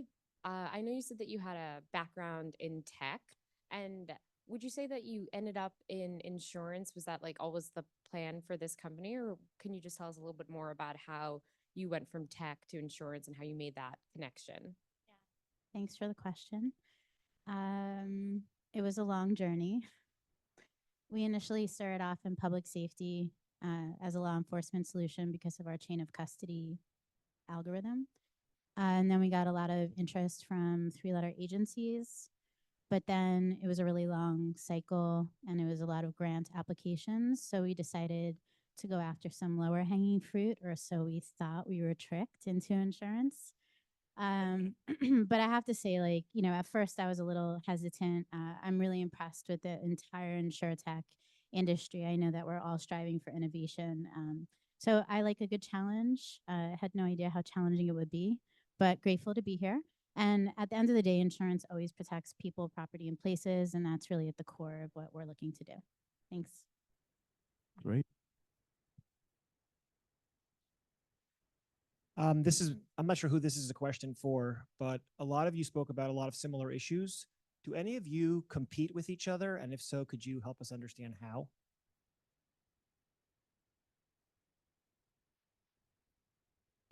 I'm not that familiar with Lemonova, but I think that from the presentation that he presented, we might have some competition between us. I think just for hearing from the presentation and looking at the website, I don't know anything like internal information. That seems like he's more in the policies of the risk, and we are more in the validation of like the thorough validation. This is why we put a lot of efforts in our proprietary technology. But again, I never used that. Let me correct the record. We do both. So we do model validation, and we do it for familiar with them either. I found out about them recently. We do for traditional machine learning models as well as Gen AI. Not sure if they do for Gen AI, but we do policies, we do controls, risk assessment, as well as model validation for both types. So that's what I don't think we compete with anybody, but we are a solution provider here. We may use some of the technology which other people have done it here. We might use it for our purposes, but we're a technology solution thing, so we may use multiple technologies to solve our problem. Okay, so if you're an executive in an insurance carrier, let's say, all of you have presented AI solutions. Oh, I mean, I thought you all did a fantastic job presenting, but honestly, I wouldn't know which one of you to go for what I needed. And so that's my shortcoming. I'm not sure, but how do you distinguish yourselves, not even from necessarily folks who are on the stage, but how do you say, like, you're walking and saying, you insurance carrier need this, and this is what I can give you?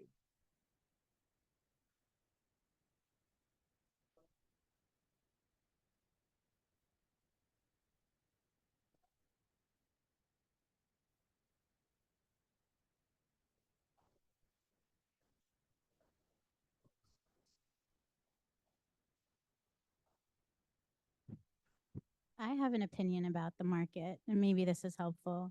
There's agentic tech, which maybe some of you fall under. There's adversarial AI for detection, which is using AI to detect AI. There's extraction. So there's AI extraction, which I think is your game.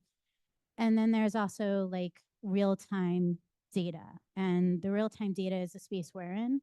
So we sign and hash streaming data on any IoT device. So it's a different part of the verification problem. We're solving the first mile problem. So if you think of the AI arms race as a relay race, we're solving the first baton handoff, which is the chain of custody and witness for technology. Then there's watermarking and other verification technologies that are kind of in the middle of the relay race. And then we hand the final baton off to like a reality defender or some AI-driven detection technology. But that's always cat and mouse. So I think the distinction is like, at what process can we help an insurance company? We work on the claim side and on the fraud side. Yeah. One last thing I would probably say, I think important thing is, as somebody said, right, is solving a problem. Technology, you can just replace it one way or the other there. So actually one of the VCs, very early on, they asked me, so you're using various technologies, there could be company for each of those technologies. So my answer to that was, we're solving a problem. Technology is independent. Did I answer your question? Okay. I think that's a very broad question too, in terms of AI can do different things, right? It's like saying AI is broad and we're in the value stream. I think MC put it very nicely in terms of where the problem is and the value stream of insurance. I think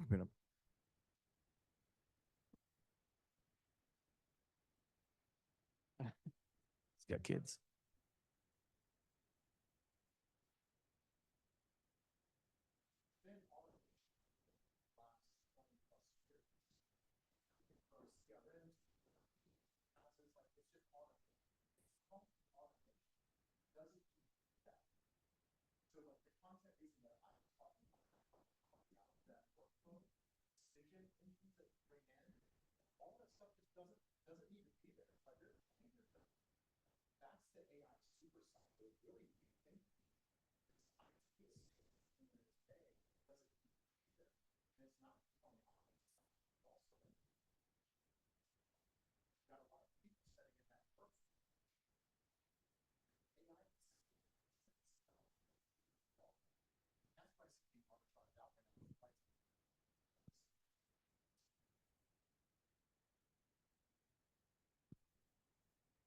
Any other questions?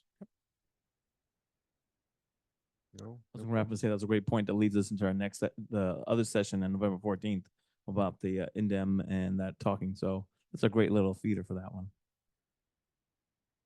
Any other questions though? Okay. Great. Thank you. Thank you guys. Appreciate it. Thank you. Gotcha. So thank you all for the presentations. We're gonna get into a break.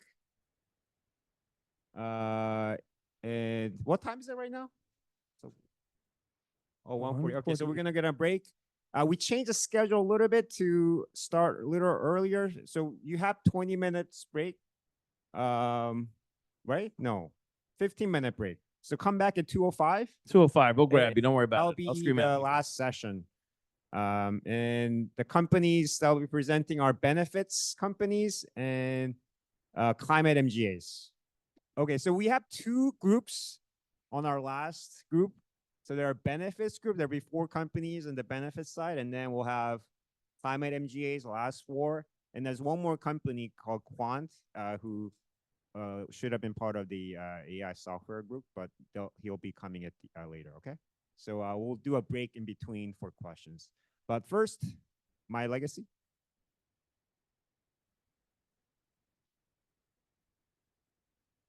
Hello. Hi, morning, good afternoon. I am Sri Chintala, CEO, co-founder of MyLegacy.ai. I would like to start off with a personal story of mine. Meet Manasa. She's the wife of my very close friend who we unfortunately lost last year. I had barely had a few hours to make it to his funeral. I came to know about this incident through some friends remotely. The problem was the family did not have access to his friends list. And what are they going to do? Nothing, right? That's what happened. And till date, his family is still trying to figure out all access to his online accounts, some investments he made through crypto and NFT assets and even cash reserves. So that's a big problem. Let me ask you a question. If something were to happen to you today, does your family will be in the same situation? Anyone is protected? So this is a big problem that we're trying to solve. Our platform helps families in these critical situations to have access to all your important information in one place. And we use AI to make it easy and affordable, and also to save lots of time to onboard you. And last but not least, the security. So the future we have built here is none of our families have to suffer because we're not organized. We don't have a platform to protect your online assets. 3 differentiators for us. Number 1, all-in-one platform. This industry is completely broken and segmented in terms of estate planning. So we solved that. Number 2, security. How many people worry about storing on Google Drive and Dropbox and worry about security? Most people don't put stuff in there. So we solve the security. And then Gen AI, it's a perfect medium to solve, to have solutions in this space. So this is what people do. If you know what legal forms do you need, 90% of the people don't know what they don't know, right? So then you go to companies like Trust and Bill, LegalZoom, do your documents. And then if you want your online accounts and assets to be transferred over to your families and so on, you need to go to another set of solutions to do that. And then you store, again, I just mentioned security. If you worry about security, these are not the places you want to store and make these available to your families. And then if you have crypto NFT assets, you have another set of platforms to go and worry about your inheritance on those. Now, if you want to use an attorney, then you have to go to another set of platforms to do that. And Gen AI, these are not meant to be getting guidance on inheritance and legacy planning because of hallucination and other problems. So that was on one differentiator, everything in one platform where my legacy attempts pretty much brings everything under one roof. Oops, sorry, I think I went the reverse direction. Oops.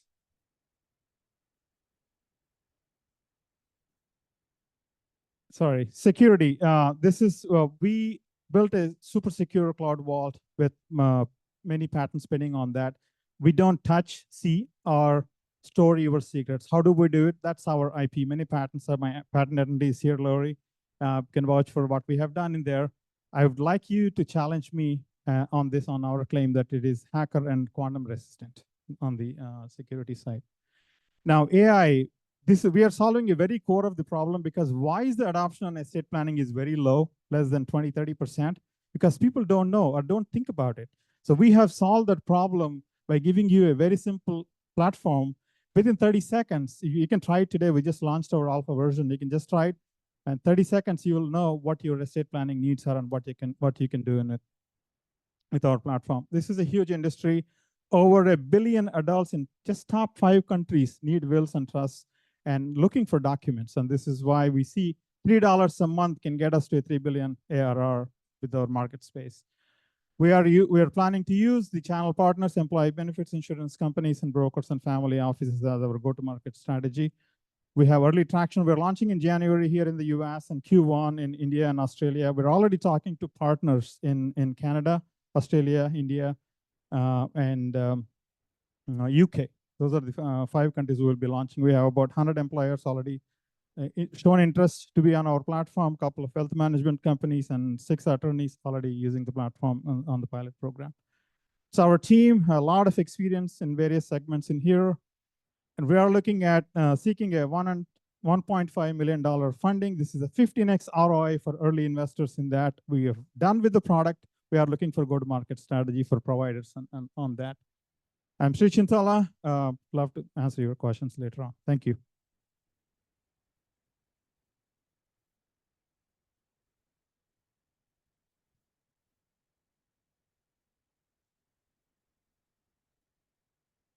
Hello, everyone.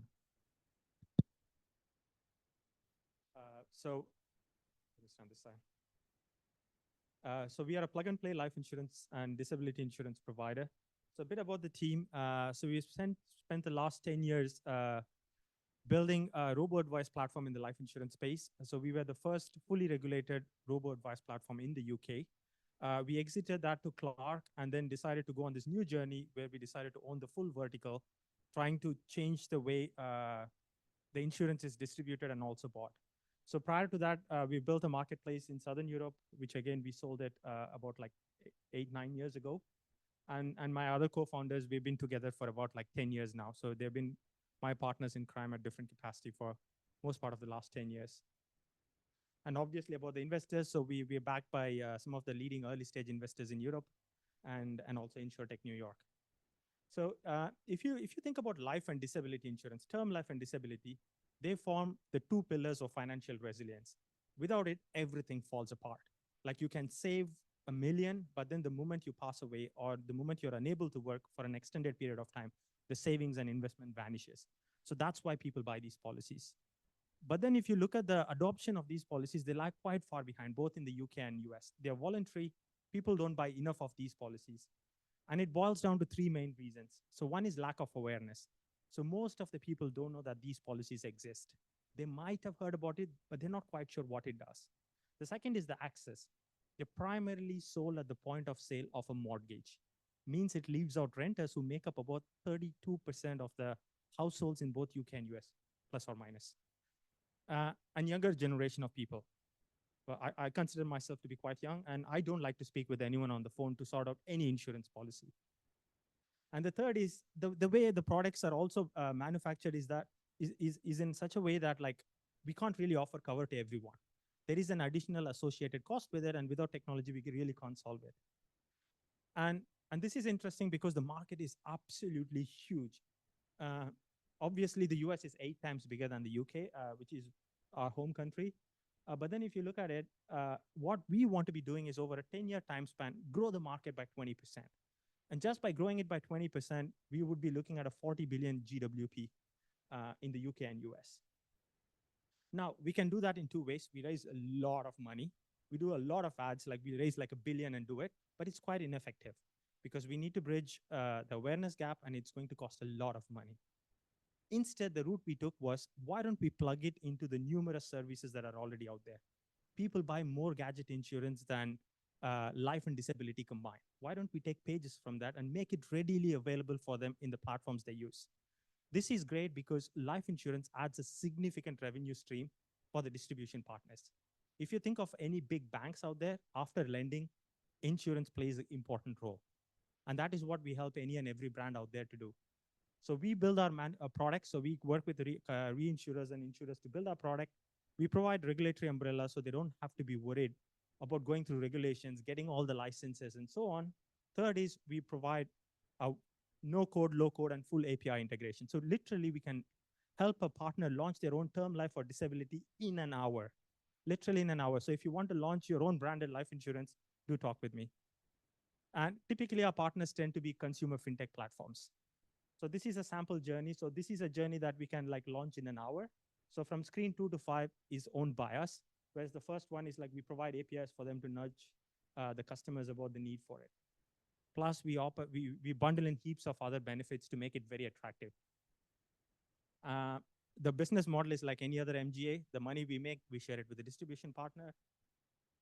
So in our first year of launch, which wasn't even a full year, we made about $380,000 in commissions. So we plan to close the year in about $1 million, and this is with a single disability product that had just 20% acceptance. So if our product had 60% acceptance, we would be converting more customers than a broker on the phone with no additional capital added to it. So here are some of the partners we work with. We work with partners in various sectors. Obviously, there are numerous players out there. Everyone wants to do B2C when they think of neo life insurance, and I think that's quite ineffective. We do B2B2C, pure plug and play. So we recently closed a $4 million seed funding, so we have a little bit room left. We don't really need to fill it in, but anyone that wants to go on a journey with us, we're happy to take additional money. So our plan is to get to 5 million the next year. So for us, like the years run differently in the UK. So we are also looking to launch in the US early part of next year. So we are in discussions with a few players, but our goal is 5 and 22 million over the next 2 years. And I think around somewhere there we'll be quite profitable. Thank you.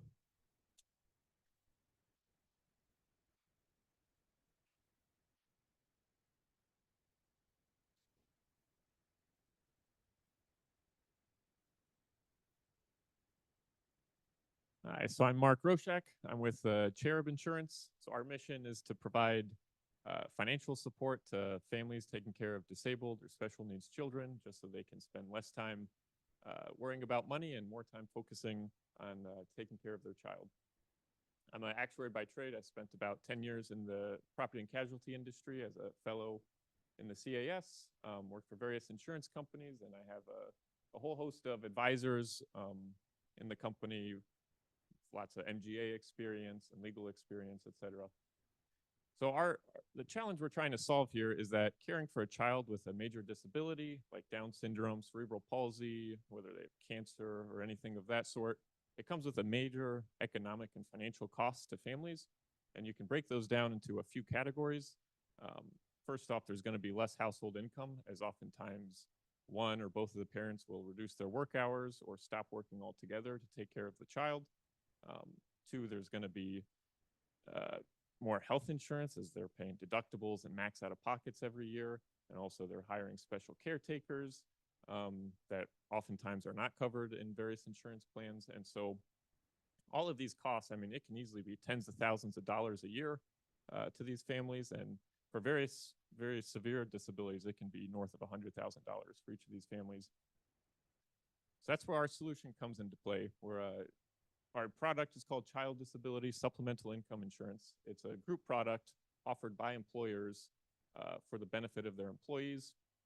How it works is if an employee gives birth, during the coverage period of the contract, that child is covered. And if that child should at any point be considered disabled under our contract, we're going to pay them supplemental income every year. So default amount would be, say, $10,000 a year.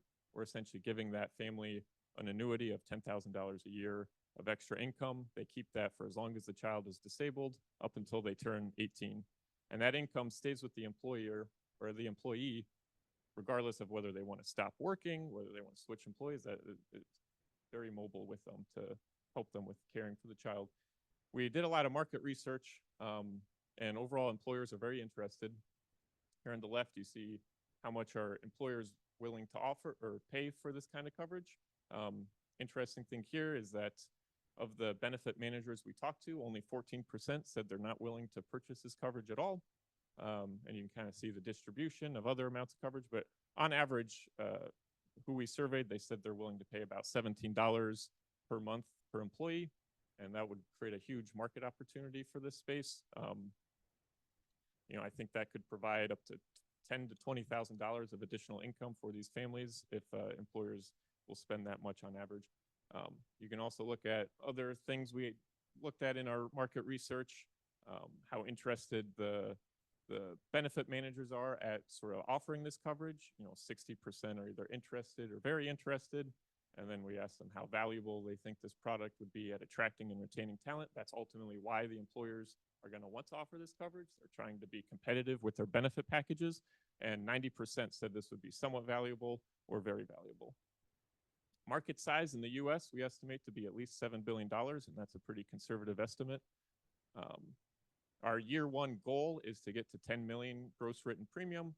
There's a couple ways you can do that. Obviously, these being benefit packages, there's very large employers or smaller ones. We're going to target some of the large companies. A lot of them have really great partnerships with disability organizations where they're really good advocates for this space. For example, Bank of America, they're a member of Disability In. We talked with their head of benefits. They have 200,000 employees. That would be a $30 million policy just with them, and we already have kind of like a introduction with them. Starting off, we might have to go for smaller carriers or smaller employers first. So if we just wrote about 70 middle market companies, that would get us to our year one goal of 10 million premium. Going to be targeting employers with already pretty substantial benefit packages, paid family leave, fertility, long-term and short-term disability products. Our business model, we're looking for capacity, and based on the carrier that we work with, it'll kind of determine our business model. We're set up that we can do a traditional MGA where we're working with the group brokers and can distribute that way, but we're also interested if the carrier wants to kind of be as a vendor within a big capacity provider and utilize their distribution. Our underwriting, so me being an actuary, this was sort of my bread and butter. What we do is we have our proprietary rating algorithm. We take the census from the employer, look at things like gender, age, and income, run it through our algorithm, and get a quote tailored to the employer. Last thing to go over is, so there's only really one competitor in this space, and they're early on. We have a much simpler product than them. We have a more affordable product, but they're a little further along than us. They are backed by AIG currently, and they just went through a $12.5 million Series A round. So I just say that this product is coming. There is a market for it. And we're hoping you can get on the ground floor with us. In terms of cost comparison, our product is very cheap. We think if you look at it compared to other like health or long-term disability that employers pay, this is a drop in the bucket for benefit packages. So we think there's a lot of space or a lot of room in the budget for these employers to buy our coverage. Capital raise, we're looking for a $1.5 million seed round for a lot of building out distribution, internal sales, broker appointments, regulatory compliance, customer service, et cetera. And that's it. Thank you.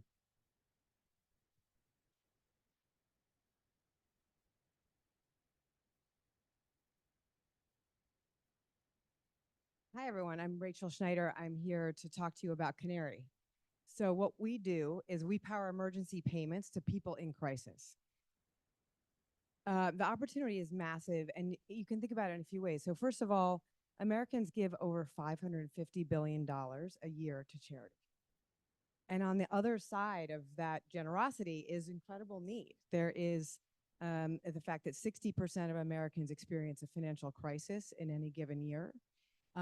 Those crises tend to be about $2,000. So by crisis in this case, I'm talking about like a car breaking down and you cannot afford to fix it. I'm talking about living in the path of a hurricane and needing to repair your roof and not being able to afford to fix it. Talking about a medical event where insurance is paying for a big chunk of it, but you've been out of work for 3 weeks caring for a sick relative and you can now not afford your rent, right? And so these kinds of shocks are a huge part of the economic lives of many workers. And there's a lot we can do to solve for those shocks. So the first thing we're doing so far is we are directing more corporate charitable giving to solve that need. So corporations are about $40 billion a year of the $550 billion charitable spend in any given year. A lot of that money is going to really good things in people's neighborhoods and their like corporate communities. Very little of it, but some of it does go directly to working people to solve the kinds of crises that I've just been talking about. But there's a really good reason for more of it to go in that direction, right? So companies lose $250 billion a year in productivity due to financial stress. 56% of workers report being stressed about their money. Almost half admit that that stress is something they're dealing with at work, right? That they're using some time at work to manage their financial lives. So if almost half of people are admitting that that's the case, certainly the number is going to be bigger, right? And 92% of workers want more financial wellness support at work, right? So work is the center of most of our financial lives. It's a place where we generate our income, save for retirement, manage our health insurance premiums. And so managing for emergencies is a natural add-on to that. And what I discovered before I launched Canary was that large employers are often directing some of their charitable giving to nonprofits that can then give their own people money when they experience a crisis. And so I set out to make that practice a ubiquitous one within the employer financial health infrastructure. And what I discovered really quickly in this space is that employers do something, right? Like if you have a person on your team who is experiencing a crisis, and you're the HR leader, like you step up, right? And colleagues pass the hat. They raise money for their coworkers. Or the HR department figures out how to do a pay advance. Or, right, somebody gives you some of their paid time off, right? But all of those solutions are one-off and kind of a pain in the ass. As an example, one of the companies that we signed with recently, when a hurricane affected a big number of their employees, they stepped up and the HR team went to management and they, got the approval to distribute thousands of dollars to the colleagues who had been affected. But that process, the back and forth of identifying the need, going to leadership, getting the approval, coming back, meant that it took them 4 months to distribute money to the people who had experienced the hurricane. It's for anyone, right? It took a lot of effort internally. It's a total pain, didn't quite meet the need. So what we are is fast, fair, and stress and tax-free. We have significant traction. We're at about 45 clients today. We're covering 200,000 people. We're at 1.2 million in annual revenue, and it's growing. And what's really fun for us is our retention rate is extraordinary, right? 100% net retention rate on revenue is 120%. And increasingly, our contracts are multi-year. So we're raising a $3 million round. And the objectives there are really like, we very clearly have product market fit, but there's a lot of work for us to do on the go-to-market side. So our sales have all been direct sales so far, a pretty small team.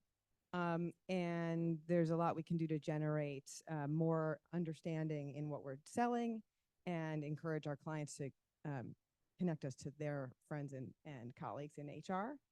And there's also a lot we can do on the product side. So you already heard a lot about AI in the prior segment of companies. Like it is going to change our application process, just like it's going to change any other insurance-like products application process. And so we're at the early stage of those investments as well. So thanks so much.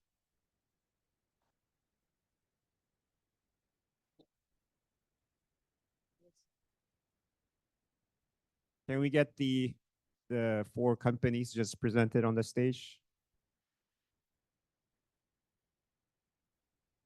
And now for questions. Any questions? Got one back here. I'm coming. Jared.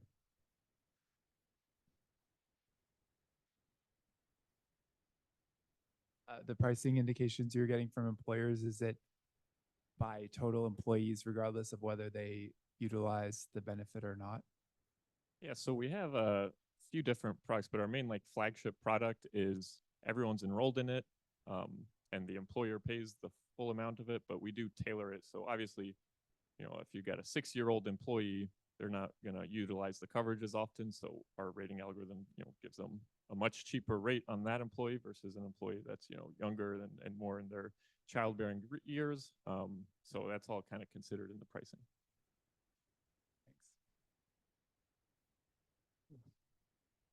For Cherub again, actually, your payouts claims-wise, are you looking at that to be parametric based or indemnity based? Yeah, parametric. It's there's going to be a contractual amount. So, for example, say $10,000, we're going to pay that. It's not a reimbursement model where we're saying, oh, did you build in this ramp and we're going to reimburse it. I think that would make the claims process a lot more complicated, and a lot of the costs are just soft costs, like, oh, you know, they stopped working, and so now they have $80,000 less year in income. So we're just going to write them that check regardless of what they're using it for. Cool, thanks. Great, thank you. Any other questions? All right, great. Thank you.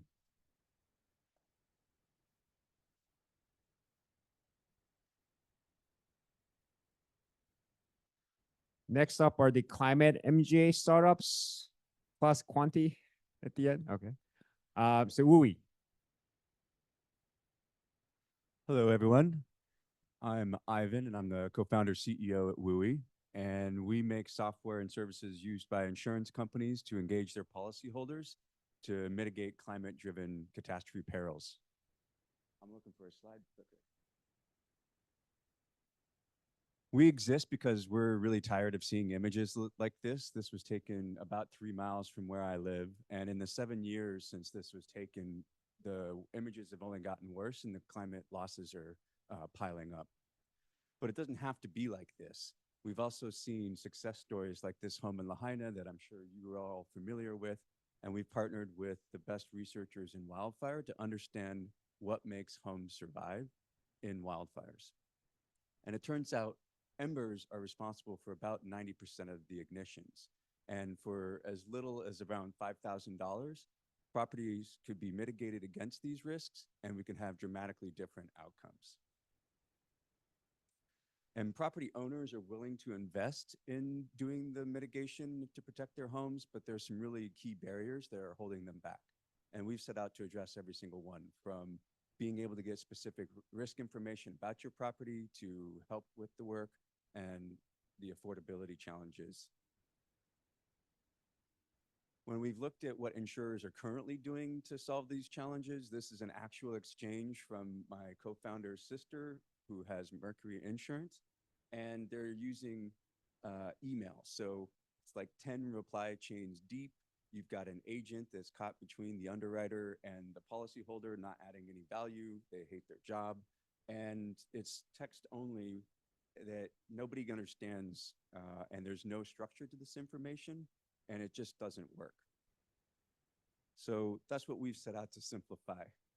We offer, our solution helps underwriting teams throughout the policy lifecycle by giving them insights at the underwriting stage, help for engaging policyholders during binding, help for the policyholders to get the work done, and then making sure that everything is maintained over time so that we are confident that the risk remains mitigated. And so the way we do that is we start with aerial imagery, and we can identify with our machine learning algorithms all the different risk factors that an underwriting team cares about. We can have a number of pre-built models, but then we can customize them as well. But in order to get the best look and a true understanding of risk when it comes to wildfire, we need to look at the ground truth. And so we, thanks to over 3,000 inspections that we've done, we're working to integrate our models into our app that we'll be giving to property owners so that within about 5 minutes, they can walk around and scan their entire home and give the underwriter the best look at the property.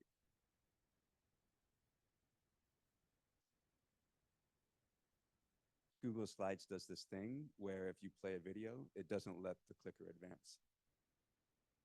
So for the underwriter, this lets us quantify the exposures that homes are exposed to, as well as their ability to withstand those exposures. So radiant heat, direct flame contact, and the number of embers that would be generated by features on their property. And then do they have the features that are going to withstand those exposures and help underwriting teams find the best risks?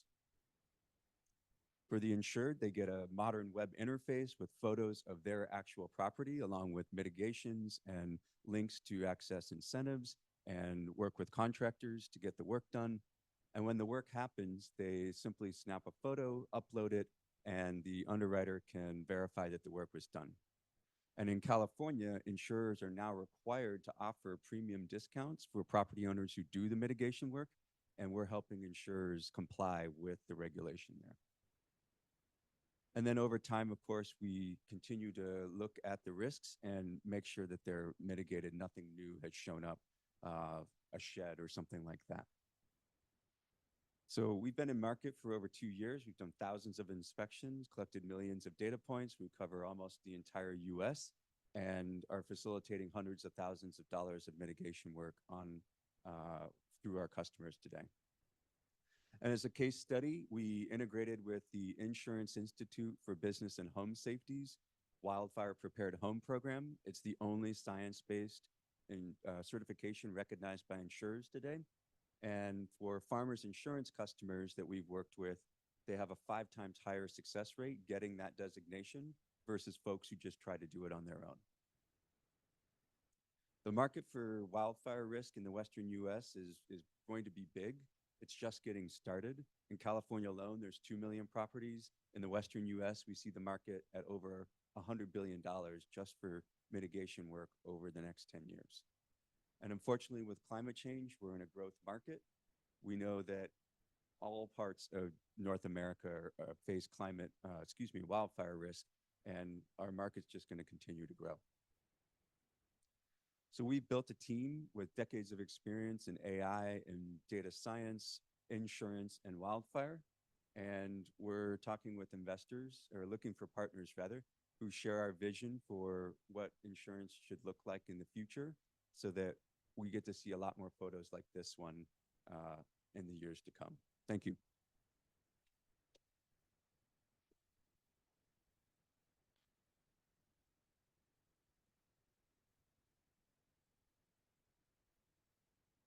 We'll see if I can get this clicker to work.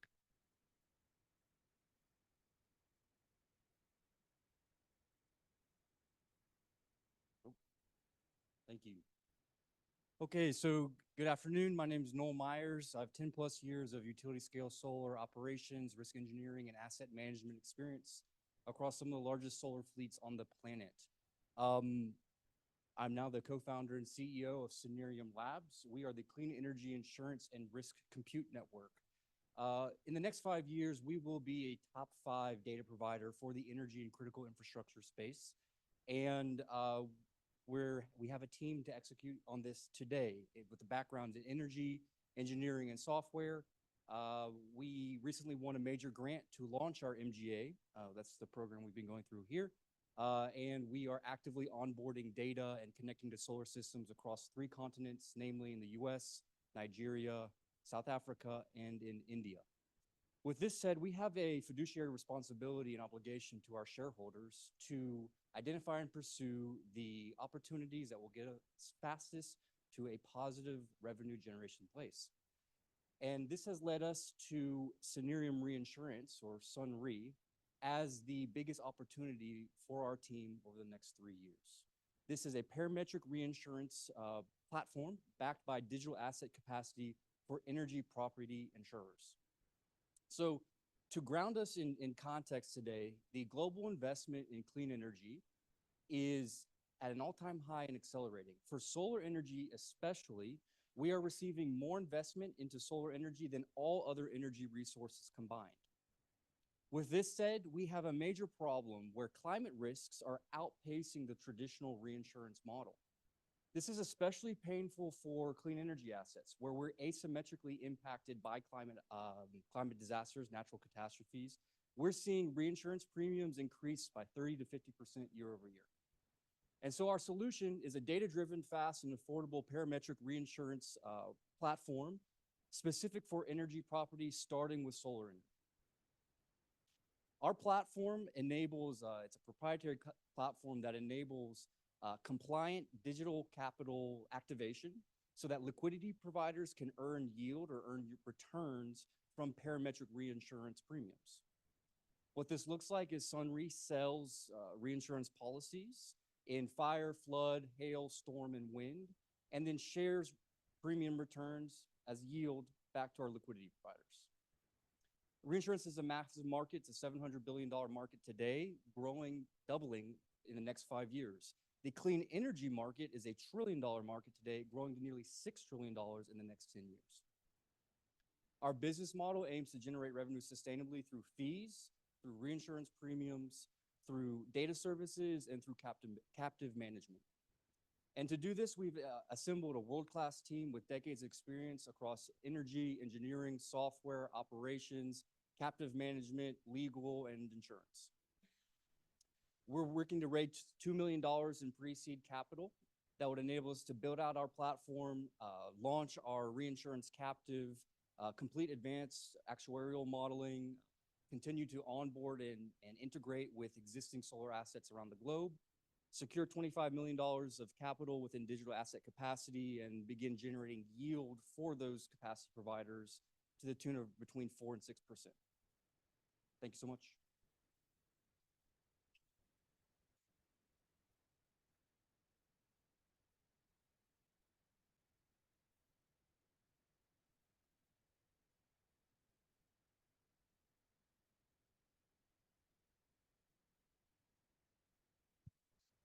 Save the best for last. Good evening, good afternoon, good evening. My name is Sarathi Srinivas, and I'm here to talk about a $160 billion pain in the ass that's been bugging me and our team for the last few years. That pain in the ass is the climate protection gap. And every day, millions of businesses and livelihoods are exposed to climate risk. What's the solution? Clearly this gap is not going away. It's getting bigger with each passing day. Parametric insurance seems to be the buzzword, and rightly so. With its clean, trigger-based design, flexible product construct, operational efficiencies, and super fast payouts, it should be part of the solution. But what we're seeing is that parametric insurance, by and large, has struggled to really scale and be sustainable. I'm not saying all programs, but the bulk of them. Why? Well, there are a few issues. Data is a big challenge. Data is either unstructured, unreliable, or in some cases, just plain unavailable. Awareness is a big issue. Gaining reinsurer appetite, especially for low-ticket deals, is a challenge. Concentration is a big issue. And I'm just talking out of theory. This is something that we have faced head-on, face-on for the last 18 years in this business. We've been operating as a data company based in India. We've been a risk modeler for climate insurance, and one of the early pioneers of parametric climate insurance in India and in parts of Southeast Asia.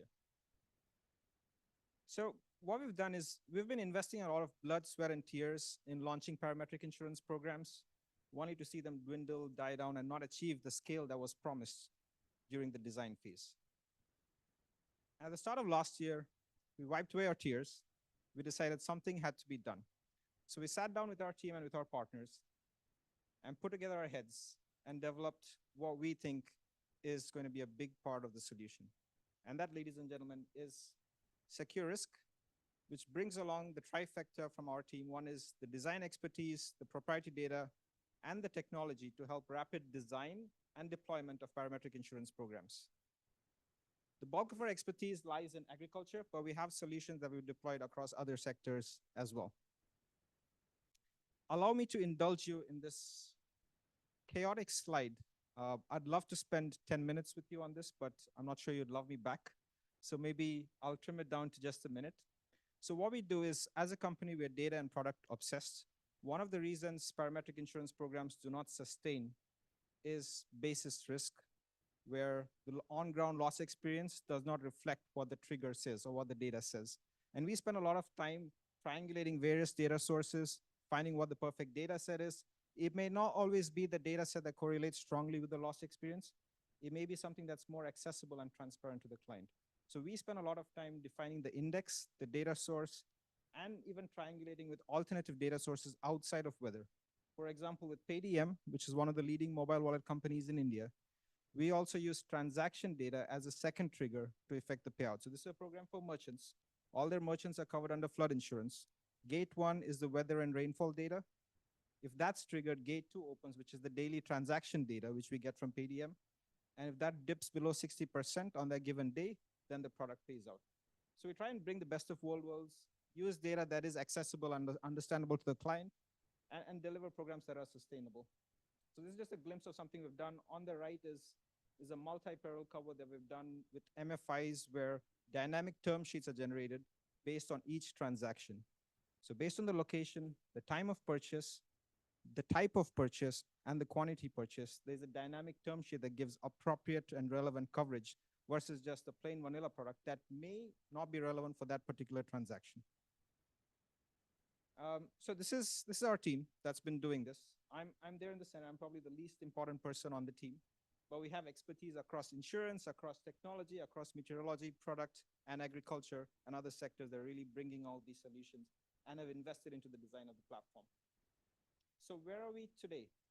This is the last slide. SecuRisk, which is the platform that we launched 18 months ago, focusing on scaling parametric insurance, is live. We've done 60 million sum insured, just over 5 million in premium. We're netting around 10% of that at the moment. We've launched programs in over 20 countries without boots on the ground. That's thanks to the wonderful partners we've had both on the distribution side and on the capacity side. We have companies like Bayer, UPL, who are some of the largest agrochemical companies in the world, 2 of the top 5, who have presence in over 130 countries, and they've been really key in terms of driving both B2B as well as embedded solutions in weather index insurance. We've also had fantastic support on the capacity side. Organizations like SCOR, Hanover Re, Swiss Re have been super important in indulging us for this period, and hopefully they get to see the upside of this ride. So this is a journey from 0 to 1. We're not yet in the US. It's a market where we're launching our go-to-market, and we're figuring that out in the next couple of months. We will launch towards the end of Q2. We'd love your feedback, insight, and support as we embark on this journey from 1 to 10. Thank you for your time.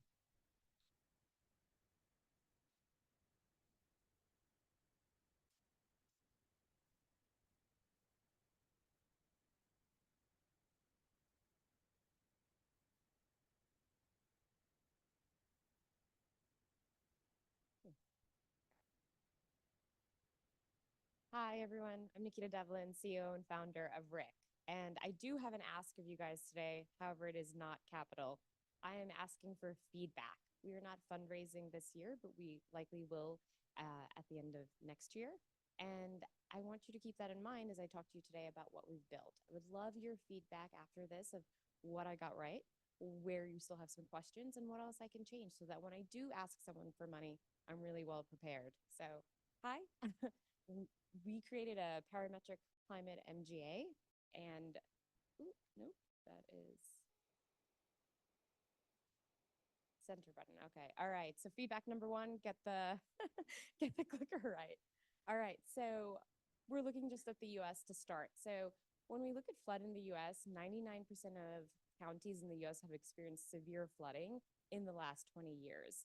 And as a result of that, if a small business closes and doesn't reopen within 2 weeks, they're likely to close for good by the end of the year. And we see that as this statistic. 25% of small businesses in the US will fail within that year. So this flooding is not just impacting the individuals, it's impacting the fabric of the community. And we also know this is alarming. 95% of Americans don't have flood insurance. So remember when I said 99% of counties have severe flooding? So when folks are finding out that they don't have flood insurance is when the waters are already in their home, which is a big problem in the US. And we also know that 1%, a 1% increase in insurance in a community can result in a 22% reduction in the cost to taxpayers post-catastrophe. So insurance is a really efficient use of capital in a community. And by increasing that in a community, we can bend the cost curve down post-catastrophe, which is important for the employers, and it's important for the workers and the people living there, and for the community fabric itself. So if we need to start building a more resilient community, how are we going to do that? And Rick, well, we think we have a portion of the answer here. We're not looking to replace full-blown flood insurance coverage for someone, but what we've created is a parametric micro flood insurance solution.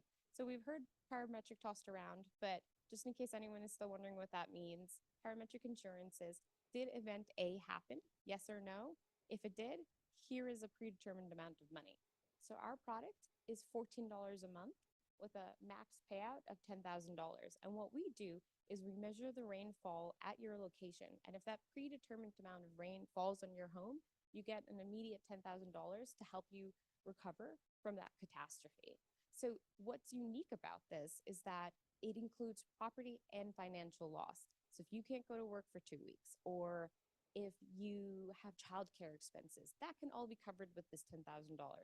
And there are no current flood products on the market that have that type of flexibility with their process. And because it's parametric insurance, you'll get it within 48 hours. Part of bending that cost curve down for a community post-catastrophe is getting money there fast. FEMA gets money there sometimes, but months later, and that's already destroyed the fabric of the community. That's why those businesses are closing. So how we do this is with our insurance engine, and what this is all really built for is for the insurance sector. So we can do everything digitally, we can model risk digitally, and we can also manage accumulation, which is really important for our reinsurers. So that's all powered by our insurance engine.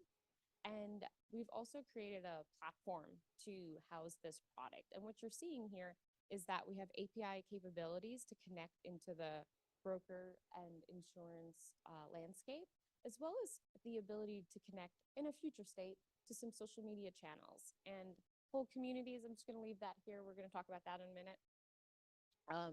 But like I said, so $14 a month for a $10,000 payout. If I haven't lost you, hopefully I can bring you back now. You're like, $14 a month, that's not that much. This girl needs to sell a lot of insurance. And I plan on doing that. A little background on myself. I was a broker for many years. I have sold parametric insurance before it became a buzzword. And I've sold a lot of flood insurance and hurricane insurance. So I do like to sell insurance, and I know how to do it. So we're going to scale by working with the employers in a community. So if you want to strengthen the community, you go to where the community is, and that is in their workforce. We're specifically targeting the healthcare, the manufacturing, and the public sector. So we found a lot of alignment with employers because, as you know, there's a lot of VCs in the audience today. You manage capital. The capital that employers manage, that's their workforce. So being able to get their workforce back to work quickly after a catastrophe is paramount to them. And we found really, really incredible alignment when we start talking to them about climate change and extreme weather products to help increase the stability of their workforce. It's also a benefit to the employee. We're less than most dental plans at when looking at a cost monthly. So to take you to where we are right now, like I said, we've already done our fundraising. We're actually primarily grant funded because the problem with flooding in the US is so major that the federal government is now willing to give you money if you say you can help address that problem. So we are winners of this RISE challenge. And as a result of that, we've been able to work really deeply with Norfolk, Virginia. And they're helping us partner with the local economic sector in their community. But something else fun also came out of that. We've been able to work with the city of Norfolk, who's actually interested in leveraging our product for a community-based insurance program for their community. So not only is this product something that employers find appealing, but people who are stewards of the community also find it appealing. And we've been able to validate that our rainfall threshold actually does work in communities and is meeting that intersection of, well, we discussed it earlier about basis risk, where there's this idea that someone thinks that they should have a payment but they might not. So by validating with the city of Norfolk, we know that our product does respond to the events where where it needs to respond, where it's impactful at the community level. And we've been doing that with communities throughout the US. We've just gotten the furthest for the city of Norfolk. And what you're looking at there is a letter from them saying that they are interested in doing a community-based insurance pilot with us. However, communities take forever to come online. So that is not our go-to-market strategy. Our go-to-market strategy is with employers, but we're going to diversify our revenue stream within a couple of years with all of the community-based insurance programs we bring online. So we're starting with extreme rainfall. We're going to do extreme heat, wildfire, and earthquake. So we're going to create a suite of products that we can sell nationally across the US to employers and municipalities that address the extreme weather events that are happening in their communities. So that's me. That's my co-founder. Like I said, I was a broker for a decade plus. I also have experience working for a tech startup that was backed by Willis Towers Watson. My co-founder was an underwriter for a decade plus, and he's built models and tools for other large insurance companies. And together, we work from the sell and underwriting side of insurance. We have some really awesome supporters on here, including the city of Norfolk, and we're also working with the benefits carrier on looking at how they might combine some additional benefits into our product for our community-based program. Our advisory board is made up of some really great guys in the industry: Charlie Sidoti, Chris Lowe, Fid Norton, and Steve Brandt. They all work across climate in the insurance industry, and they are part of our team. And thank you, everyone. I'm around, so come and find me. Tell me what I did right, what I did wrong. Thanks.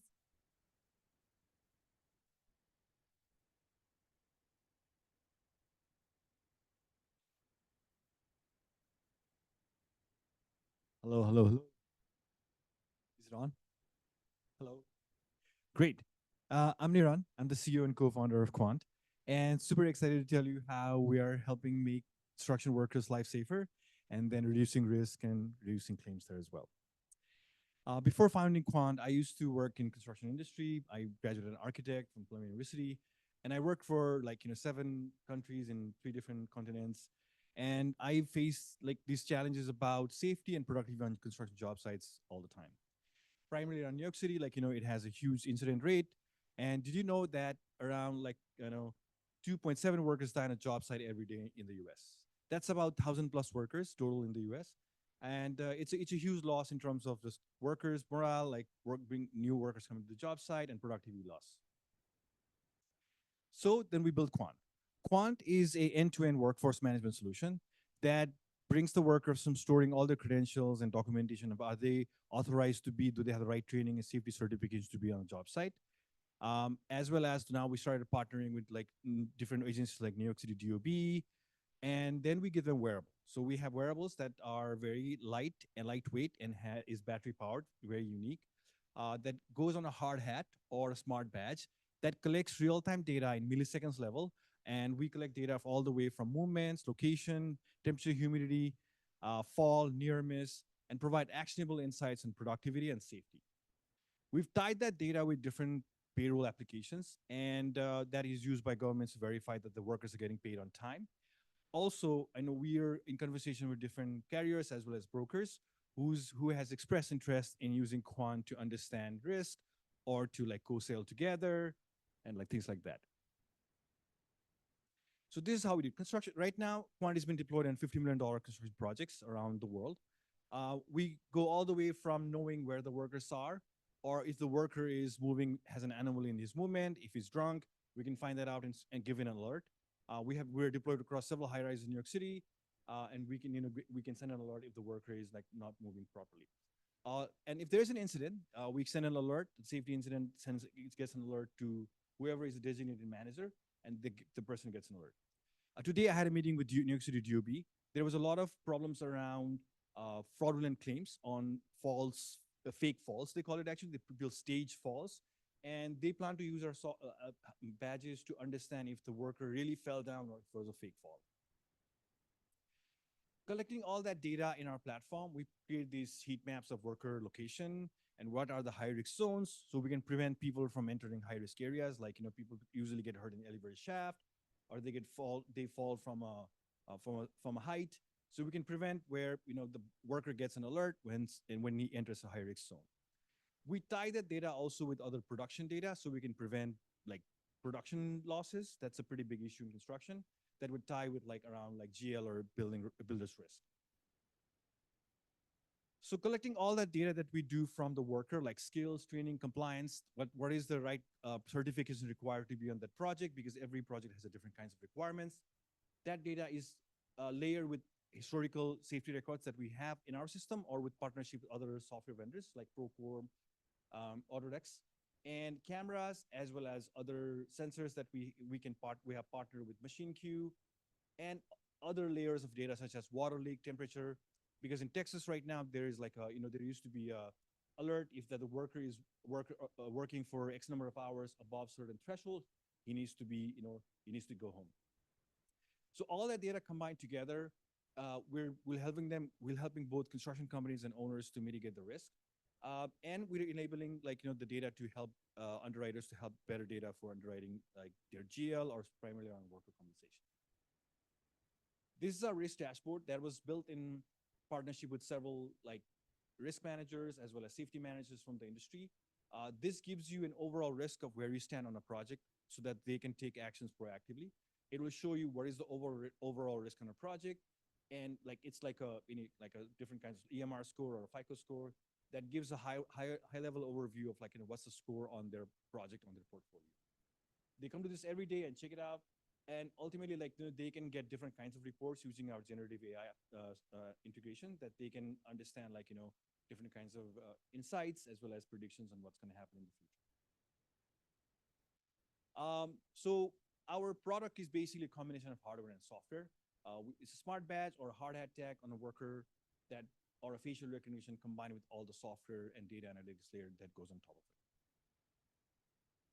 So how do we work with insurance companies? Yes, so we're primarily selling to GCs and owners and government right now, but we've been approached by several carriers and brokers.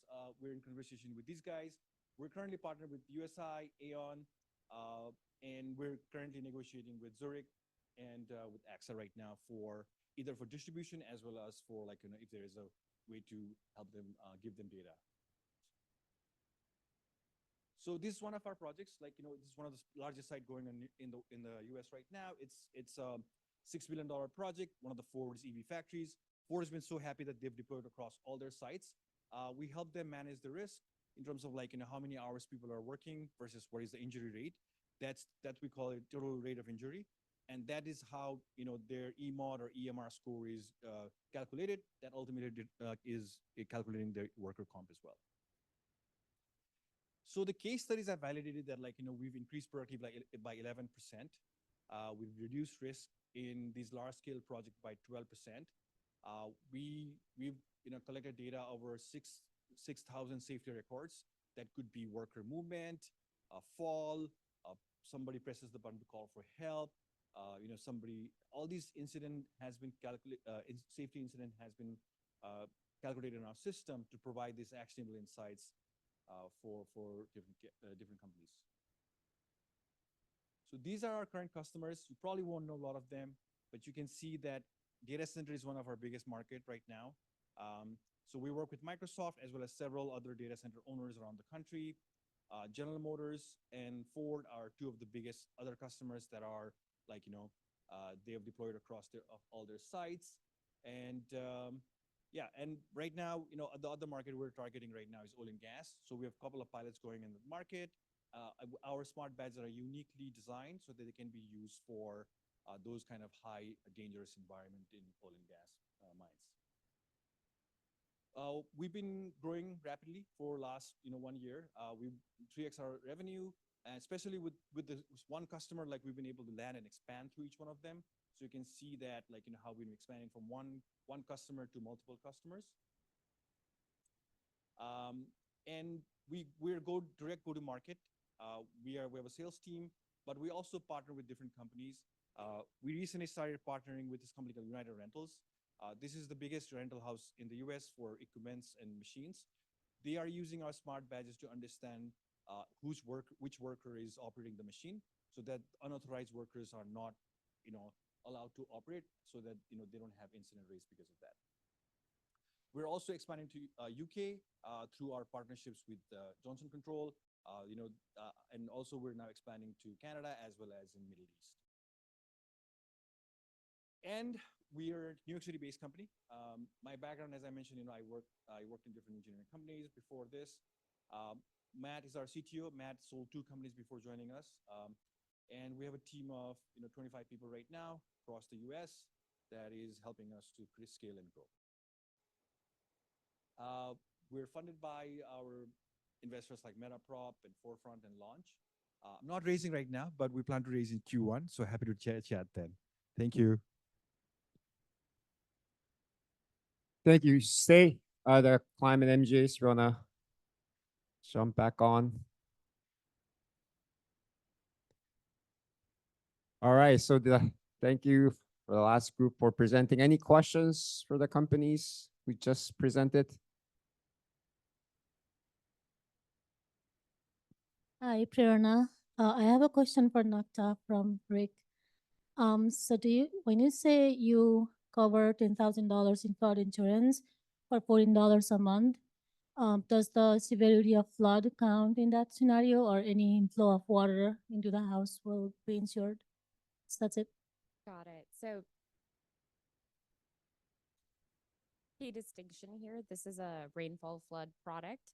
So we are measuring rainfall at that location, and that's where we set the trigger threshold. So the reasoning behind the product is that flood insurance exists. You should go buy flood insurance, but there's a lot of gaps in the flood insurance space. And like I said, 95% of Americans don't have any flood insurance. That's because it's expensive and hard to get. So our product activates when there's a large amount of rainfall that's happening at your location. It is correlated to a 100-year event. And I don't know if you've been listening to the news. We're not having 100-year events, guys. We're having 1,000 and 500-year events. So there is a correlation there to the amount of rain that's going to fall at your location that's likely going to cause that amount of damage. Okay, great. I have a question for Ivan. After you do all the process of analyzing the outside of a house, and what if the house does catch fire? Like, how do you protect yourself by giving assurances to your customers that I did all this, I protected, but the house still catches on fire? How do you guys? Lawyers? No, we have good E&O coverage, and we do have human in the loop for most of it as well. But we have a clear terms of service that, there's no guarantees when it comes to catastrophes, no matter how much mitigation work you do. Follow up to that is, how successful is that process that you guys do? And, in your experience, like how foolproof has it been or fireproof has it been? Have we been tested in a wildfire before? So the Wildfire Prepared Home Program is still looking for its first successful validation. These types of experiments aren't very ethical to run in our line of work, but the short answer is we don't yet. But we've seen from the lab data and from studying examples in the field, like the ones that I showed, I've got a whole deck of examples, but we're pretty confident that it will hold up if the mitigation measures are maintained. Thanks.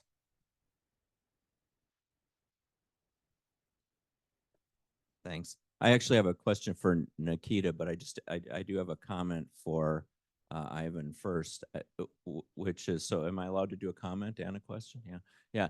The comment is, I lived in Sonoma during the 2017 fires. 6 of our employees lost their homes. All 6 burned from the inside out. So embers came in through their bathroom fan exhaust, for instance, up through the soffits, et cetera. So those all sound very preventable, and what you're working on is a good product, at least from a California perspective. Nikita, you asked what you could do differently or in addition. Given rainfall and floods are such localized things, I'd want to hear how you're developing your reinsurance, the reinsurance side of your business. what you're hearing from reinsurers about your product, and how you're going to spread the risk more broadly as you develop your market. Thank you. So let me just ask another question here. So we have slides on all of that. We just tend to leave it out because it gets really granular in the story. Is your feedback that I should touch upon having that information, or you think I should dive into that like with the investors? No, you don't have time to dive into it, but it probably deserves a mention in the presentation. And I'm glad to hear that you are developing that perfectly. Thank you. Any last questions? No? All right. Well, thank you very much. Somebody give me a clicker. Who has the clicker here? No? Oh, here it is. No. All right, great. Well, thank you all the startups for presenting. There are 30 companies that presented today. And it's really fulfilling when you give them feedback and they actually incorporate it, and this is the result. And so thank you to all the startup founders who presented from 10 a.m. today. I think some of them might have left, but those of you who are still here, thank you. And thank you to the others who have left as well. Let's just give everyone a round of applause. All right, so this is basically the end. Before I let you go, a couple announcements. Again, we're gonna send you a link to register for the webinar next week on AI and the internet comparison. And there's also InsurTech Slopes event, which I mentioned earlier in case you forgot or you weren't here. This is where founders and investors get together and ski and also learn about, there'll be some educational content as well. And then finally, Spring Conference is our big annual conference. It's April 2nd and 3rd. Hope to see all of you there. There'll be a lot of content, about 50 plus sessions, panels, and TED Talks. There'll be over 30 expo booth. People have described it as one of the most engaging or the most engaging InsurTech conference. We understand there are other InsurTech conferences too, but that's the phrase we're gonna use, the most engaging conference. So hope to see all of you there. And thank you for coming, and thanks to all the startups who presented today. Have a great rest of the day.